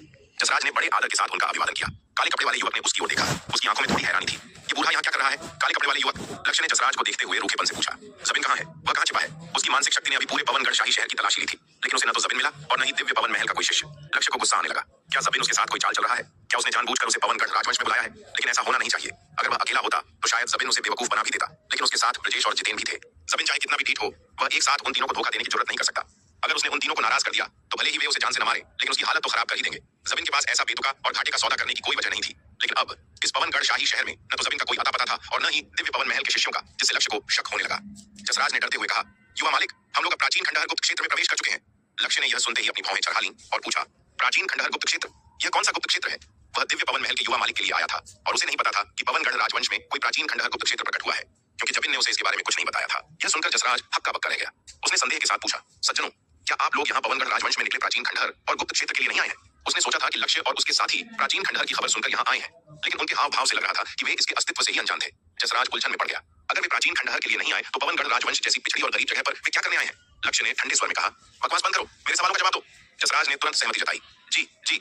फिर उसने उन्हें प्राचीन खंडहर और गुप्त क्षेत्र की पूरी कहानी सुनाई। जसराज की बात सुनने के बाद लक्ष्य और उसके साथियों को एहसास हुआ कि पवनगढ़ राजवंश में कितना बड़ा अवसर मौजूद है। बेशक वे अपने आने का असली मकसद नहीं भूले थे। लक्ष्य ने फिर पूछा, जसराज, क्या दिव्य पवन महल का युवा मालिक कभी पवनगढ़ राजवंश आया था? जसराज ने सच छिपाने की हिम्मत नहीं की और सब कुछ सच सच बता दिया। युवा मालिक लक्ष्य को जवाब देते हुए, दिव्य पवन महल का युवा मालिक भी 6 महीने से ज्यादा पहले उस प्राचीन खंडहर गुप्त क्षेत्र में प्रवेश कर चुका है। लक्ष्य की बातें सुनकर वह तुरंत समझ गया। तो ये लोग दिव्य पवन महल के युवा मालिक चंपा के लिए यहाँ आए हैं। यह सुनकर लक्ष्य को तसल्ली हुई कि जबिन ने उससे झूठ नहीं बोला था और उसने संतोष के साथ सिर हिलाया। बहुत अच्छे, तो मुझे उस प्राचीन खंडहर गुप्त क्षेत्र तक ले चलो। जसराज ने एक कड़वी मुस्कान के साथ कहा, युवा मालिक लक्ष्य, उस प्राचीन खंडहर गुप्त क्षेत्र का स्थानिक रास्ता फिलहाल केवल महान क्षेत्र से नीचे के योद्धाओं को ही प्रवेश करने देता है। ये बूढ़ा कभी उस गुप्त क्षेत्र के अंदर नहीं गया और उससे परिचित नहीं है। ये सुनकर लक्ष्य के माथे पर लकीरें उभर आईं। उसने एक पल सोचा और फिर अचानक अपनी आभा को मुक्त कर दिया। उससे एक अत्यंत भयानक ऊर्जा का विस्फोट हुआ जिसने पूरे पवनगढ़ शाही शहर के आकाश को घेर लिया। आमतौर पर पवनगढ़ शाही शहर में बहुत कम लोग इन व्यक्तियों के आगमन के बारे में जानते थे, क्योंकि लक्ष्य और उसके साथी इतने शक्तिशाली थे कि जब तक वे जानबूझकर अपनी आभा न छोड़ें, तब तक उनसे काफी कम स्तर वाले योद्धा उनकी उपस्थिति का पता नहीं लगा सकते थे। लेकिन अब लक्ष्य ने जानबूझकर अपनी ताकत का प्रदर्शन किया और एक ही पल में पवनगढ़ शाही शहर के लगभग हर योद्धा को उनकी उपस्थिति का पता चल गया। आकाश में खड़ी उन आकृतियों को देखकर और उस भयानक आभा को महसूस करते हुए जो एक जलते हुए सूरज की तरह थी, पवनगढ़ शाही शहर के अनगिनत योद्धा तुरंत दहशत से भर गए। ये लोग कौन थे? वे पवनगढ़ राजवंश में कैसे आए? पवनगढ़ शाही शहर ने अभी 1 साल से भी कम समय की शांति देखी थी और अब कई अत्यंत शक्तिशाली योद्धा आतंकित थे। हर तरफ से शक्तिशाली हस्तियों के लगातार आने से पवनगढ़ राजवंश वास्तव में उथल-पुथल में था। आकाश में आकृतियों को देखते हुए पवनगढ़ शाही शहर के योद्धा सदमे और बेचैनी दोनों में थे। अगर ये भयानक रूप से शक्तिशाली व्यक्ति शहर के भीतर एक भीषण लड़ाई में उलझ गए तो पवनगढ़ शाही शहर संभवतः एक पल में मलबे में बदल जाएगा। जिस समय लक्ष्य ने अपनी आभा छोड़ी, करोड़ों मील दूर दक्षिणी महाद्वीप में बैठी शांति, जो वान्या को दुला रही थी, के चेहरे का रंग उड़ गया। उसने झटके से सिर घुमाया और पवनगढ़ शाही शहर की दिशा में देखा। इतनी शक्तिशाली आभा, अब कौन आ गया? ये छोटा सा पवनगढ़ राजवंश तो सचमुच मुसीबतों का घर बन गया है। वान्या उत्सुकता से पूछे बिना न रह सकी, शांति मौसी, क्या हुआ? हालांकि लक्ष्य द्वारा छोड़ी गई आभा शक्तिशाली थी, लेकिन पवनगढ़ शाही शहर वानशी शहर से करोड़ों मील दूर था। वान्या के साधना स्तर के साथ उसके लिए इतनी दूर की हलचल महसूस करना नामुमकिन था।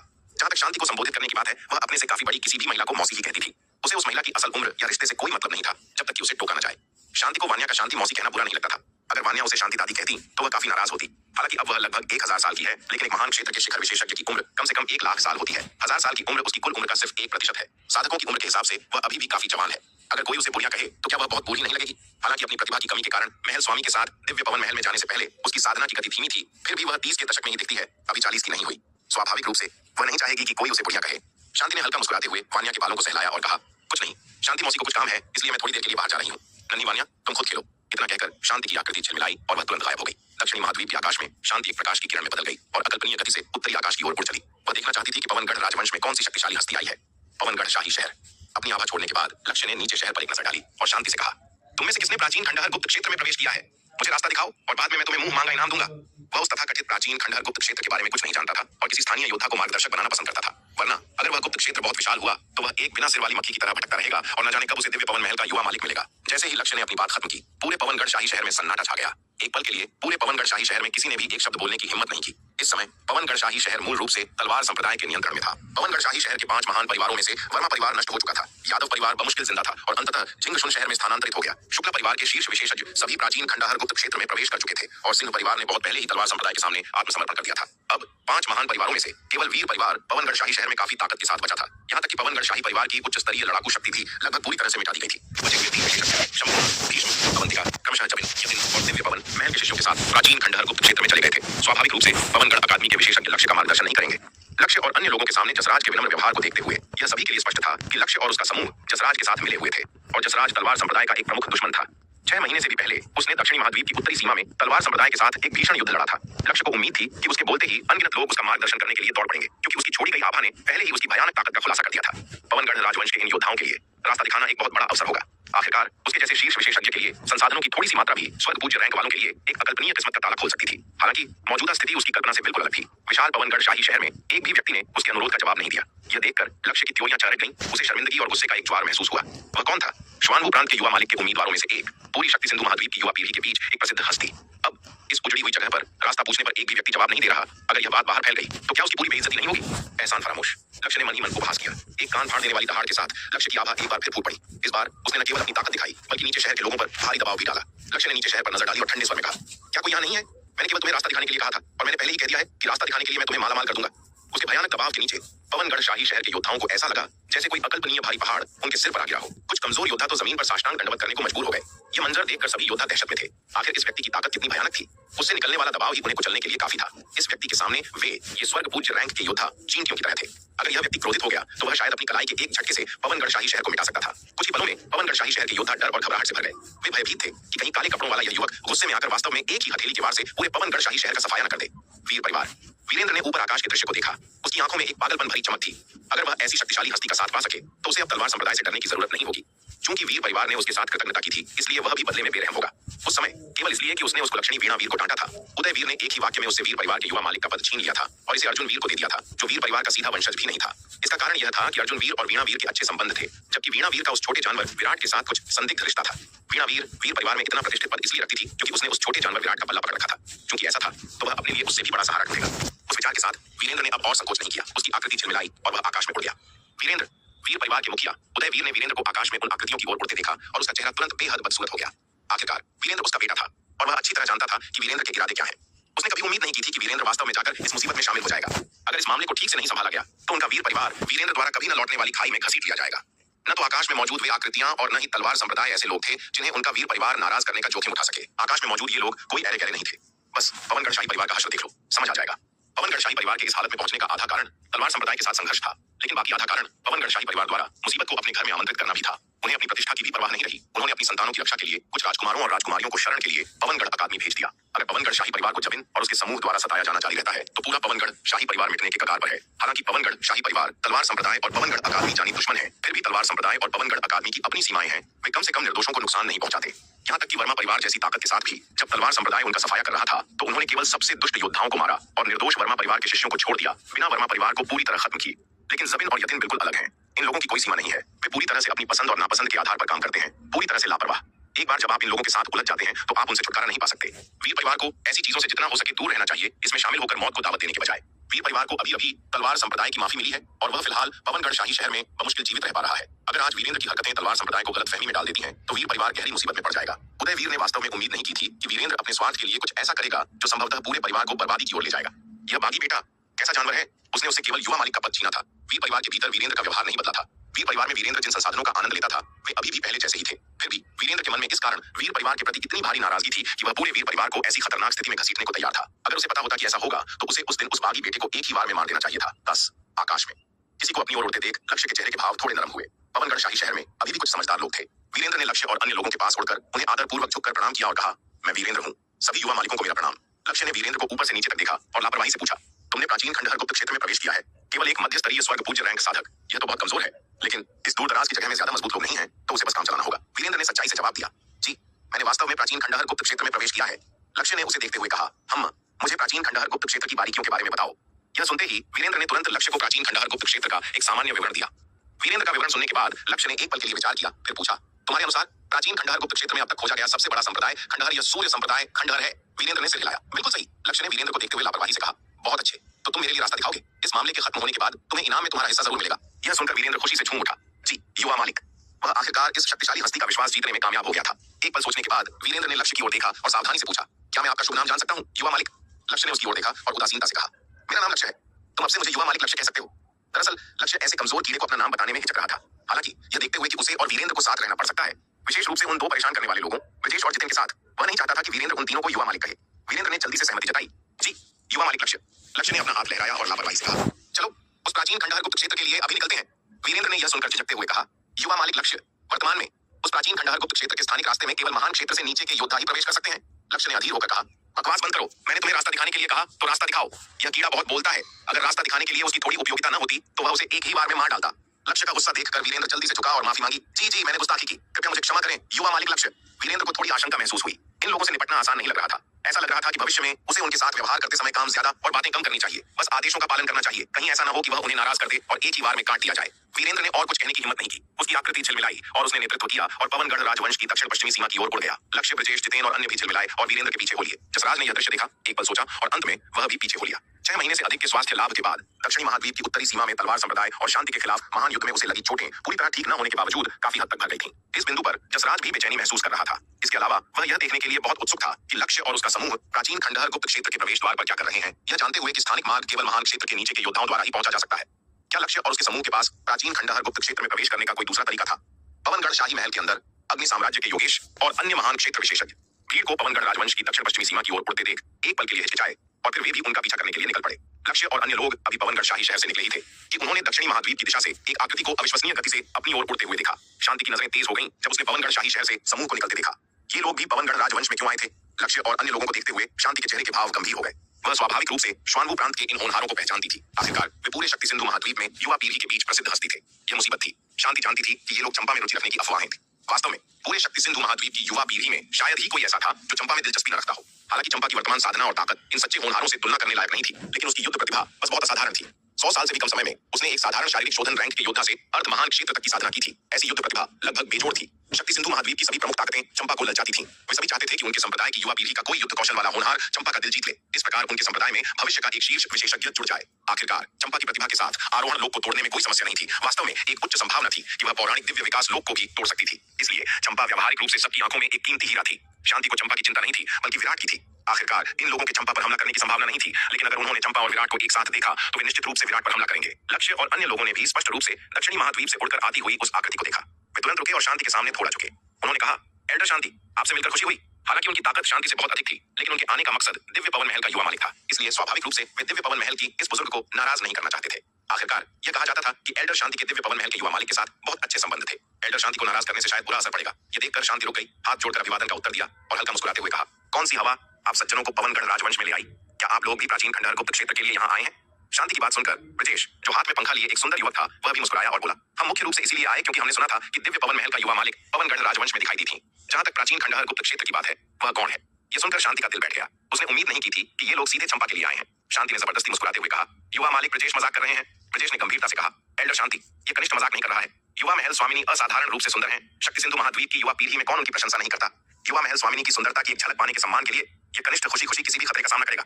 ब्रजेश की बातें सुनकर लक्ष्य और उसके बगल में खड़े जितेन मदद नहीं कर सके, लेकिन उसकी ओर देखा, मन ही मन कोसते हुए, लानत है, इस चिकनी चुपड़ी बातें करने वाले ने सारे अच्छे शब्द इस्तेमाल कर लिए, उन्हें बोलने के लिए कुछ नहीं छोड़ा। यह आदमी केवल बात करने और भागने में अच्छा है। वास्तविक ताकत के मामले में वह व्यावहारिक रूप से उनके बीच सबसे कमजोर है। बेशक उन दोनों ने अपने समूह में जबिन को शामिल नहीं किया। हालांकि जबिन की श्वानभू प्रांत में अच्छी पारिवारिक पृष्ठभूमि थी, लेकिन उसके पास देने के लिए बस इतना ही था। अन्य पहलुओं में वह पूरी तरह से महत्वहीन था और उसे उनसे तुलना करने का कोई अधिकार नहीं था उनमें। ब्रजेश सबसे कमजोर होने के बावजूद अभी भी अन्य लोगों की तरह अर्ध आरोहण लोक में एक शीर्ष स्तरीय विशेषज्ञ था। जहां तक जबिन की बात है, वह वैसे भी क्या था, एकमात्र अर्ध महान क्षेत्र का साधक, एक सच्चा महान क्षेत्र योद्धा भी नहीं। लक्ष्य ने शांति को प्रणाम किया और कहा, एल्डर शांति, हम अब विदा लेंगे, हम फिर कभी बात करेंगे।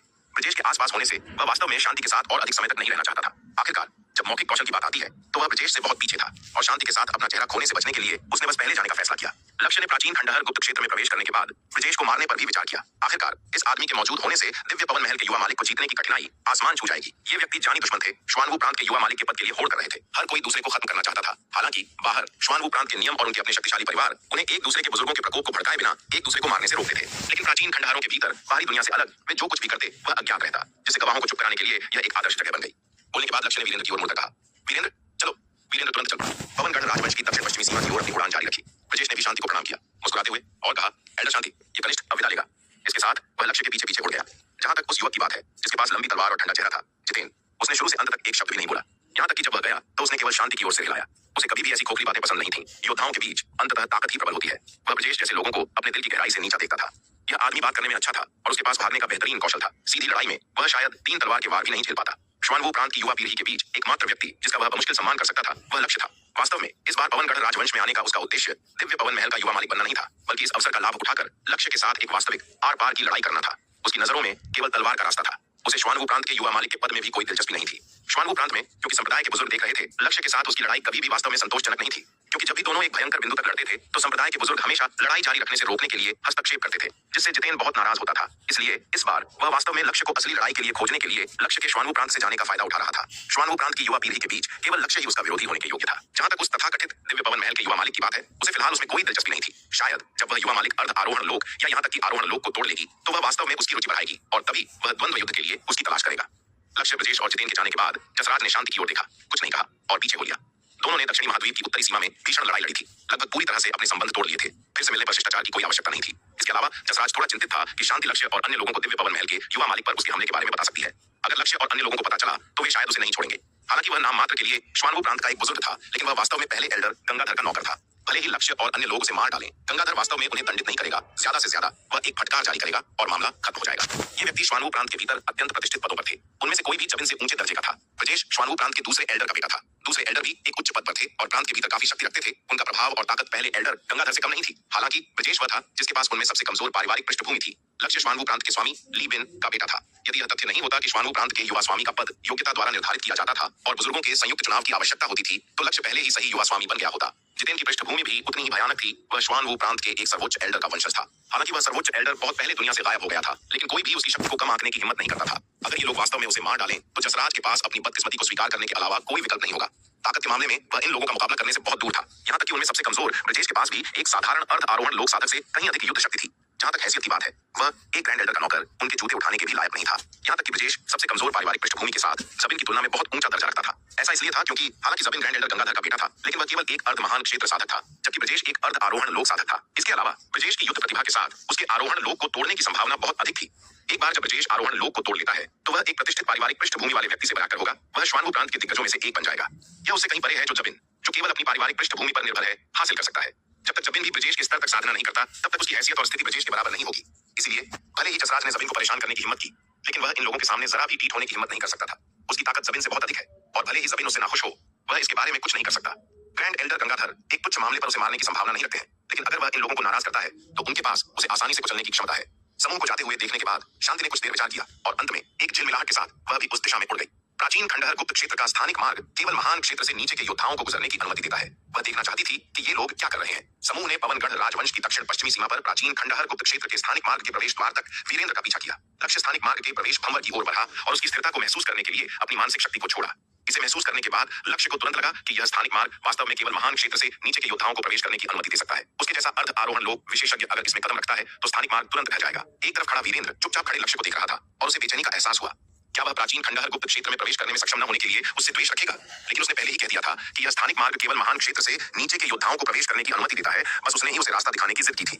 जैसे ही वीरेंद्र का दिल चिंता से धड़का, उसने अचानक लक्ष्य को अपना हाथ बाहर निकालते हुए देखा, जो स्थानिक भंवर की ओर बरक रहा था।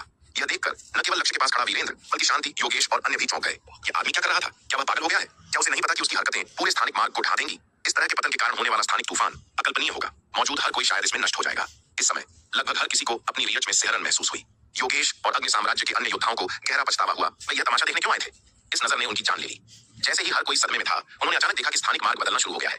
स्थानिक भंवर लक्ष्य के हाथ डालने के बाद अस्थिर नहीं हुआ। इसके बजाय इससे निकलने वाली आभा धीरे धीरे और स्थिर हो गई। यह देखकर हर कोई पूरी तरह हक्का बक्का रह गया। यह क्या हो रहा था? स्थानिक मार्ग की स्थिरता स्पष्ट रूप से केवल महान क्षेत्र से नीचे के योद्धाओं को गुजरने की अनुमति देती थी। फिर लक्ष्य के हाथ ने न केवल इसके पतन को रोका, बल्कि ऐसा लग रहा था कि यह धीरे धीरे स्थिर हो रहा है। इस अविश्वसनीय रूप से अजीब दृश्य ने सभी को पूरी तरह से चकित कर दिया। शांति लक्ष्य को देख रही थी, जो स्थान के दांव की गहरी आभा बिखेर रहा था। अचानक उसे उसके बारे में कुछ अफवाहें याद आ गईं। कहा जाता था कि श्वानवू प्रांत के इस युद्ध प्रतिभाशाली के पास स्थान के दांव में बेहद गहरी उपलब्धियां थीं। क्या ऐसा हो सकता है कि इस युद्ध प्रतिभाशाली की स्थान के दांव पर पकड़ इतने गहरे स्तर तक पहुंच गई है कि वह स्थानिक मार्गों को स्थिर कर सकता है? ये सोचते हुए शांति की आंखों ने पूर्ण सदमे की अभिव्यक्ति प्रकट की। यह निश्चित रूप से नहीं। स्थान का दांव दुनिया के शीर्ष 10 महान नियमों में से एक है और समझने में सबसे कठिन में से एक भी। लक्ष्य केवल एक अर्ध आरोहण लोक योद्धा था। स्थान के दांव पर उसकी पकड़ इतने भयानक स्तर तक कैसे पहुंच सकती है? हालांकि अगर स्थान के दांव की लक्ष्य की समझ इस स्तर तक नहीं पहुंची होती तो उनके सामने का दृश्य अवर्णनीय होता। शांति ने एक गहरी सांस ली, अपने सामने के दृश्य का अवलोकन किया। ऐसा लग रहा था कि यह मामला उसकी कल्पना से कहीं अधिक परेशानी भरा था। शांति अच्छी तरह जानती थी कि एक युद्ध प्रतिभाशाली के लिए स्थान के दांव को इस स्तर तक समझने का क्या मतलब था। युवा महल स्वामिनी की पवनगढ़ राजवंश की प्रशिक्षण यात्रा एक अकल्पनीय तूफान ला सकती है। पहले उनका सामना राक्षसी विराट से हुआ और अब स्थान के दांव की इतनी गहरी समझ रखने वाला एक युद्ध प्रतिभाशाली प्रकट हुआ था जो युवा महल स्वामिनी के लिए आ रहा था। शांति को लगा कि वह अब स्थिति को नियंत्रित नहीं कर सकती और उसे महल स्वामी को रिपोर्ट करना होगा। हालांकि शांति तुरंत नहीं गई।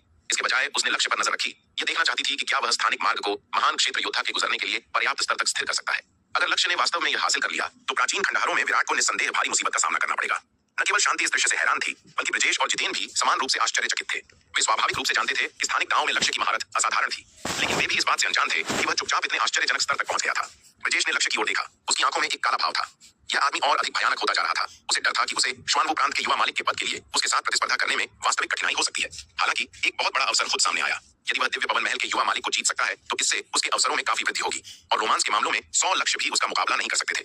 दिव्य पवन महल के युवा मालिक के बिना वह वास्तव में हार सकता था, लेकिन अब जब इतना बड़ा अवसर उसे प्रस्तुत किया गया है तो अंतिम परिणाम देखा जाना बाकी है। जितेन ने लक्ष्य की ओर देखा। उसकी आंखों में एक कट्टर चमक थी। बहुत बढ़िया, यह लक्ष्य अब एक अधिक योग्य प्रतिद्वंदी है। अगर लक्ष्य बहुत कमजोर होता तो उसे निराशा होती। लक्ष्य जितना मजबूत होगा उनकी लड़ाई उतनी ही प्रतीक्षित होगी। एक दिन बीत गया। लक्ष्य के स्थानिक जादू के तहत स्थानिक मार्ग से निकलने वाली आभा और अधिक स्थिर हो गई। अंत में एक जोरदार गड़गड़ाहट के साथ स्थानिक मार्ग की स्थिरता एक पूरे स्तर तक बढ़ गई। लक्ष्य ने अपनी मानसिक शक्ति भेजी, स्थानिक मार्ग को स्कैन किया और इसकी स्थिरता को महसूस करते हुए संतोष में सिर हिलाया। स्थानिक मार्ग की वर्तमान स्थिरता उसके जैसे अर्ध आरोहण लोक विशेषज्ञ को समायोजित करने के लिए पर्याप्त से अधिक थी। उसकी क्षमताओं के साथ वह वर्तमान में स्थानिक मार्ग को इतना ही स्थिर कर सकता था। स्थान के दांव की अपनी वर्तमान समझ के साथ वह केवल स्थानिक मार्ग को अपनी खुद की साधना के योद्धाओं के गुजरने के लिए पर्याप्त स्तर तक स्थिर कर सकता था। इसे उच्च स्तर तक स्थिर करना जिसे आरोहण लोक विशेषज्ञों को प्रवेश करने की अनुमति मिल सके, उसकी वर्तमान स्थानिक तकनीकों की क्षमताओं से परे था। स्थानिक मार्ग को स्थिर करने के बाद लक्ष्य ने ताली बजाई और वीरेंद्र की ओर मुड़कर कहा, वीरेंद्र रास्ता दिखाओ। वीरेंद्र जैसे किसी सपने से जागते हुए जल्दी से सहमति में सिर हिलाया। जी युवा मालिक लक्ष्य। वह लक्ष्य द्वारा प्रदर्शित अविश्वसनीय तरीकों से पूरी तरह चौंक गया था। उसने पहले केवल प्राचीन ग्रंथों में ऐसी अप्रत्याशित तकनीकें देखी थीं, कभी कल्पना भी नहीं की थी कि एक दिन यह वास्तव में उसकी आंखों के सामने होगा। वीरेंद्र अब और भी निश्चित था कि उसने एक अविश्वसनीय रूप से शक्तिशाली सहयोगी का पल्ला पकड़ लिया है। ऐसे शक्तिशाली सहयोगी के साथ उसे महज तलवार संप्रदाय से क्या डरना था। वीरेंद्र झिलमिलाया और स्थानिक भंवर में प्रवेश करने वाला पहला व्यक्ति था। लक्ष्य, ब्रजेश और जितेन पीछे होलिए। यह देखकर शांति ने स्थानिक मार्ग पर एक गहरी नजर डाली, फिर तुरंत मुड़ी और दक्षिणी महाद्वीप की ओर उड़ गई। दक्षिणी महाद्वीप लौटने पर शांति तुरंत विराट के निवास पर गई जो सफेद कपड़ों में था। शांति ने सोनाली से पूछा, विराट कहाँ है? क्या वह आदमी अभी भी एकांतवास में है? शांति को पता था कि विराट के पास एक निर्मल अवतार था। हालांकि विराट का मुख्य शरीर चंपा और अन्य लोगों के साथ प्राचीन खंडहर गुप्त क्षेत्र में प्रवेश कर चुका था, लेकिन विराट का निर्मल अवतार दक्षिणी महाद्वीप में बना रहा। हालांकि यह आदमी किसी कारण से हाल ही में अपने कमरे में एकांतवास में था। सोनाली शांति के सामने खड़ी थी, थोड़ी परेशान दिख रही थी। वरिष्ठ शांति, युवा मालिक अभी तक एकांतवास से बाहर नहीं आए हैं। युवा मालिक ने एकांतवास में जाने से पहले कहा था कि जब तक यह जरूरी न हो उन्हें परेशान नहीं किया जाना चाहिए। यह सुनकर शांति ने कुछ गुस्से में कहा, ये क्या समय है? अभी भी एकांतवास में? क्या उसे नहीं पता कि वह अभी भारी मुसीबत में है? यह सुनकर सोनाली ने हैरानी से पूछा, वरिष्ठ शांति क्या हुआ? शांति ने उसकी ओर देखा और अपना हाथ लहराया, कहा, रहने दो, तुमसे बात करने का कोई फायदा नहीं। छोटी बच्ची, जिस पल विराट एकांतवास से बाहर आए उसे तुरंत मेरे पास आने के लिए कहना। इसके साथ शांति मुड़ी और चली गई। उसने विराट के एकांतवास में जबरदस्ती घुसने का विकल्प नहीं चुना। विराट की स्थिति वर्तमान में अज्ञात थी। कौन जानता था कि वह किस अवस्था में था? यदि वह साधना के एक महत्वपूर्ण चरण में था और अचानक उसके द्वारा परेशान किया गया तो समस्या बहुत बड़ी होगी। इसलिए भले ही शांति चिंतित थी, वह केवल तब तक इंतजार कर सकती थी जब तक कि सफेद वस्त्र वाला विराट एकांतवास से बाहर नहीं आ जाता। शांति अपने कमरे में लौटी, अपना संचार टोकन निकाला और मामले की रिपोर्ट करने के लिए दिव्य पवन महल के महल स्वामी से संपर्क किया। वह वर्तमान में दक्षिणी महाद्वीप में थी और अगर विराट इन परिस्थितियों में लक्ष्य और उसके समूह के हाथों मर जाता तो अगर सूर्यवीर को पता चलता तो चीजें बेहद गंभीर हो जाती। अगर वह दक्षिणी महाद्वीप में नहीं होती तो यह इतना बुरा नहीं होता, लेकिन अब वहां होने के कारण उस पर अनिवार्य रूप से मदद करने में उपेक्षा करने का संदेह होगा। यदि सूर्यवीर को महल स्वामी पर जानबूझकर साथ देने का संदेह होता तो महल स्वामी और सूर्यवीर के लिए कभी भी सुलह करना मुश्किल होता। शांति ने लंबे समय तक महल स्वामी से संपर्क करने की कोशिश की, लेकिन पाया कि कोई प्रतिक्रिया नहीं थी। यह देखकर शांति को अनहोनी का आभास हुआ। उसने कनेक्शन खत्म किया और महल स्वामी की वर्तमान स्थिति के बारे में पूछताछ करने के लिए दिव्य पवन महल में एक अन्य एल्डर से जल्दी से संपर्क किया। शांति अपने हाथ में पास को एकटक देखती रही। सब कुछ इतना संयोगपूर्ण कैसे हो सकता है? विराट का निर्मल अवतार इस नाजुक पल में एकांतवास में था। यहाँ तक कि महल स्वामी ने भी कुछ ही दिन पहले अचानक सफलता का अवसर महसूस करने के बाद एकांतवास में प्रवेश किया था। महल स्वामी जैसे आरोहण लोक विशेषज्ञ के लिए अगले स्तर तक सफलता पाना बेहद मुश्किल था। अंततः इस अवसर को पकड़ने के बाद महल स्वामी स्वाभाविक रूप से इसे हाथ से जाने नहीं देंगे। जहां तक पवनगढ़ राजवंश में चंपा के प्रशिक्षण की बात है, महल स्वामी उसकी सुरक्षा के बारे में चिंतित नहीं थे। आखिरकार पवनगढ़ राजवंश एक छोटी सी जगह थी और चंपा के लिए इसका खतरा व्यावहारिक रूप से न के बराबर था। इसके अलावा चंपा के पास शांति थी जो एक महान क्षेत्र के शिखर विशेषज्ञ थी जो गुप्त रूप से उसकी रक्षा कर रही थी। शांति के चेहरे पर एक कड़वी मुस्कान आ गई। महल स्वामी, आपने शायद उम्मीद नहीं की थी कि इतना छोटा पवनगढ़ राजवंश अचानक मुसीबत की जगह बन जाएगा और यह कि युवा महल स्वामी का साधारण सा दिखने वाला प्रशिक्षण अंततः इतना जटिल हो जाएगा। आखिरकार पवनगढ़ राजवंश आने से पहले न तो महल स्वामी और न ही उसने वहां सूर्यवीर के बेटे का सामना करने की उम्मीद की थी। विराट की उपस्थिति के बिना चीजें बहुत सरल होती। भले ही लक्ष्य और अन्य लोगों की चंपा पर बुरी नजर थी, लेकिन वे उसके साथ कुछ भी करने की हिम्मत नहीं करते। यह देखते हुए कि दिव्य पवन महल कोई कमजोर नहीं था, लेकिन विराट एक अलग कहानी थी। दक्षिणी महाद्वीप का एक मामूली देहाती उसे गंभीरता से कौन लेता? उसे मारना एक चींटी को कुचलने जैसा होगा। जहां तक विराट की पहचान का सवाल है, अगर वह उजागर हो गई तो वह और भी तेजी से मर सकता है। तब उसका सामना लक्ष्य और उसके अर्ध आरोहण लोक योद्धाओं से नहीं, बल्कि कहीं अधिक भयानक अस्तित्व से होगा। यहाँ तक कि दिव्य पवन महल भी ऐसे अस्तित्व को संभाल नहीं पाएगा। शांति ने लाचारी से सोचा, लड़के, अभी के लिए तुम केवल अपनी अच्छी किस्मत के लिए प्रार्थना कर सकते हो। उसने दिव्य पवन महल में अन्य आरोहण लोक एल्डर से मदद नहीं मांगी, क्योंकि अगर उसने ऐसा किया भी तो यह उल्टा पड़ सकता है। आरोहण लोक एल्डर महल स्वामी के प्रेम प्रसंग के कारण सूर्यवीर के प्रति कोई सद्भावना नहीं रखते थे। इसके अलावा वे उस समय सूर्यवीर का मुकाबला नहीं कर सके थे और उनमें से कई को उसके हाथों काफी नुकसान भी उठाना पड़ा था। अगर उन्हें पता होता कि सूर्यवीर का बेटा यहाँ है तो वे उसे खत्म करने के लिए भी आ सकते थे। वे संभवतः उसके लिए कैसे खड़े हो सकते थे। विराट इस बात से पूरी तरह अनजान था कि पवनगढ़ राजवंश में क्या हो रहा है। वह वर्तमान में सूर्य तलवार कला को समझने पर पूरी तरह केंद्रित था, क्योंकि विराट का मुख्य शरीर, उसका निर्मल अवतार और उसका स्वर्ण ड्रैगन अवतार सभी जुड़े हुए थे। जब विराट ने इस गहन ज्ञान की स्थिति में प्रवेश किया तो उसके दो अवतार भी उसी अवस्था में थे। ज्ञान की इस स्थिति में विचलित होना असंभव था। जिस क्षण उसका मन भटकता, उसका साधना हृदय त्रुटिपूर्ण हो जाता, जो उसे तुरंत ज्ञान की इस स्थिति से बाहर खींच लेता, जिससे मन और आत्मा की सच्ची एकता को प्राप्त करना असंभव हो जाता। सूर्य संप्रदाय की मुख्य चोटी पर, विरासत महल की तीसरी मंजिल पर, सफेद वस्त्र वाले व्यक्ति की भ्रामक आकृति सूर्य तलवार तकनीक का प्रदर्शन करने के बाद अंततः अपने दाहिने हाथ को घुमाया, अपनी पीठ के पीछे तलवार पकड़ी और अपनी बाईं हाथ की उंगली से विराट की भौहों की ओर इशारा किया। अनगिनत तलवार की इच्छाएं तुरंत एक उफनती हुई धार में बदल गईं, जो विराट की भौहों की ओर दौड़ पड़ी। विराट ने अपने दिमाग में एक जबरदस्त कंपन महसूस किया, जो कि अनगिनत तारों की इच्छाएं अंदर भर गईं। इसे पूरा करने के बाद सफेद वस्त्र वाले व्यक्ति की भ्रामक आकृति तारों की रोशनी के कणों में बदल गई, जो धीरे धीरे हवा में विलीन हो गई। विराट को तलवार की विरासत प्राप्त करते हुए देखकर लुप्त हो रहे सफेद वस्त्र वाले व्यक्ति की भ्रामक आकृति के होठों पर एक राहत भरी मुस्कान आ गई। उसकी बनाई तलवार तकनीक अंततः खो नहीं गई थी। नहीं, यह कहा जाना चाहिए कि पूरे सूर्य संप्रदाय का वंश आखिरकार आज जारी रहा। तो उसका जाना पूरी तरह से अफसोसजनक नहीं था। दूसरी ओर सफेद बालों वाला बुजुर्ग विरासत महल की आत्मा सफेद वस्त्र वाले व्यक्ति के गायब होते प्रेत को देख रहा था। उसकी आंखों में गहरा दुख उमड़ रहा था। आज से सूर्य तलवार स्वामी, सूर्य संप्रदाय के एक होनहार की आखिरी बची हुई आत्मा पूरी तरह से विलीन हो गई थी। यह बची हुई आत्मा एक विरासत थी जो पीछे रह गई थी। उस लड़ाई में बिल्कुल अंत की ओर सूर्य तलवार स्वामी को पूर्वाभास था कि वह जीवित नहीं रह सकता है। अपने द्वारा बनाई गई सूर्य तलवार तकनीक को पूरी तरह से पास करने के लिए उसने अंतिम निर्णायक लड़ाई से पहले विरासत महल में एक विरासत छोड़ी। आज विराट को जो विरासत मिली उसे सूर्य तलवार स्वामी द्वारा व्यक्तिगत रूप से सिखाई गई सूर्य तलवार तकनीक माना जा सकता है। इसके बाद भले ही कोई और विरासत महल के तीसरे स्तर तक पहुंचे, वहां की परीक्षाओं को पास करे और पत्थर की दीवार के सामने खड़ा हो, उन्हें सूर्य तलवार तकनीक की सबसे पूर्ण विरासत प्राप्त करना मुश्किल होगा, जैसा कि आज विराट ने किया था। हालांकि सूर्य तलवार तकनीक के पाठ और चित्र पत्थर की दीवार पर बने रहे, लेकिन इतनी गहरी तलवार कला को अकेले पाठ और चित्रों के माध्यम से पूरी तरह से व्यक्त नहीं किया जा सकता था। भले ही कोई अभी भी इन ग्रंथों और चित्रों से तलवार की तकनीक सीख सकता है, लेकिन इसे समझना अनंत रूप से अधिक कठिन होगा। उफनती हुई तलवार की इच्छा ने उसके दिमाग को भर दिया। विराट पूरी तरह से विचारों में खो गया था। उसे नहीं पता था कि कितना समय बीत गया है। इससे पहले कि उसने धीरे धीरे अपने होश संभाले, उसकी आंखें स्पष्टता पर लौट आईं। होश में आने के बाद विराट ने पत्थर की दीवार के सामने गहरा सिर झुकाया और भारी आवाज में कहा, मैं आपकी शिक्षाओं के लिए बहुत आभारी हूँ गुरुवर। निश्चिंत रहें गुरुवर, मैं आपकी अंतिम इच्छा को पूरा करने और नवधारा महाद्वीप में अंधकार दानव वंश के बचे हुए अवशेषों को पूरी तरह से मिटाने की पूरी कोशिश करूंगा। दानव वंश मूल रूप से मानव जाति का जानी दुश्मन था। भले ही सफेद वस्त्र वाले व्यक्ति के निर्देश न होते, फिर भी विराट अंत तक दानव वंश से लड़ता। जहां तक अंधकार दानव वंश की बात है, कहने की जरूरत नहीं है, वह और अंधकार दानव जेल, जिसके अंधकार दानव वंश के साथ संबंध थे, जानी दुश्मन थे। सूर्य तलवार तकनीक विरासत में लेने के बाद विराट मुड़ा और चला गया, विरासत महल के चौथे स्तर की ओर जारी रखने का इरादा रखते हुए। जब वह सूर्य तलवार तकनीक की विरासत को पूरा कर रहा था, तो दक्षिणी महाद्वीप में उसका निर्मल अवतार भी ज्ञान की उस अवस्था से उभरा। ज्ञान की उस अवस्था से उभरने के बाद सफेद वस्त्र वाले विराट ने अपना एकांतवास जारी रखने का विकल्प नहीं चुना। चूंकि उसका मुख्य शरीर सूर्य संप्रदाय की मुख्य चोटी के विरासत महल में प्रवेश कर चुका था, इसलिए उसका यह निर्मल अवतार कई महीनों से एकांतवास में था। वह नहीं जानता कि बाहर कोई महत्वपूर्ण बात हुई है या नहीं, इसलिए उसे पहले बाहर जाकर देखना होगा। अगर बाहर सब कुछ शांतिपूर्ण है तो वह बाद में एकांतवास में लौट सकता। दिव्य पवन महल की शिष्याओं ने तुरंत विराट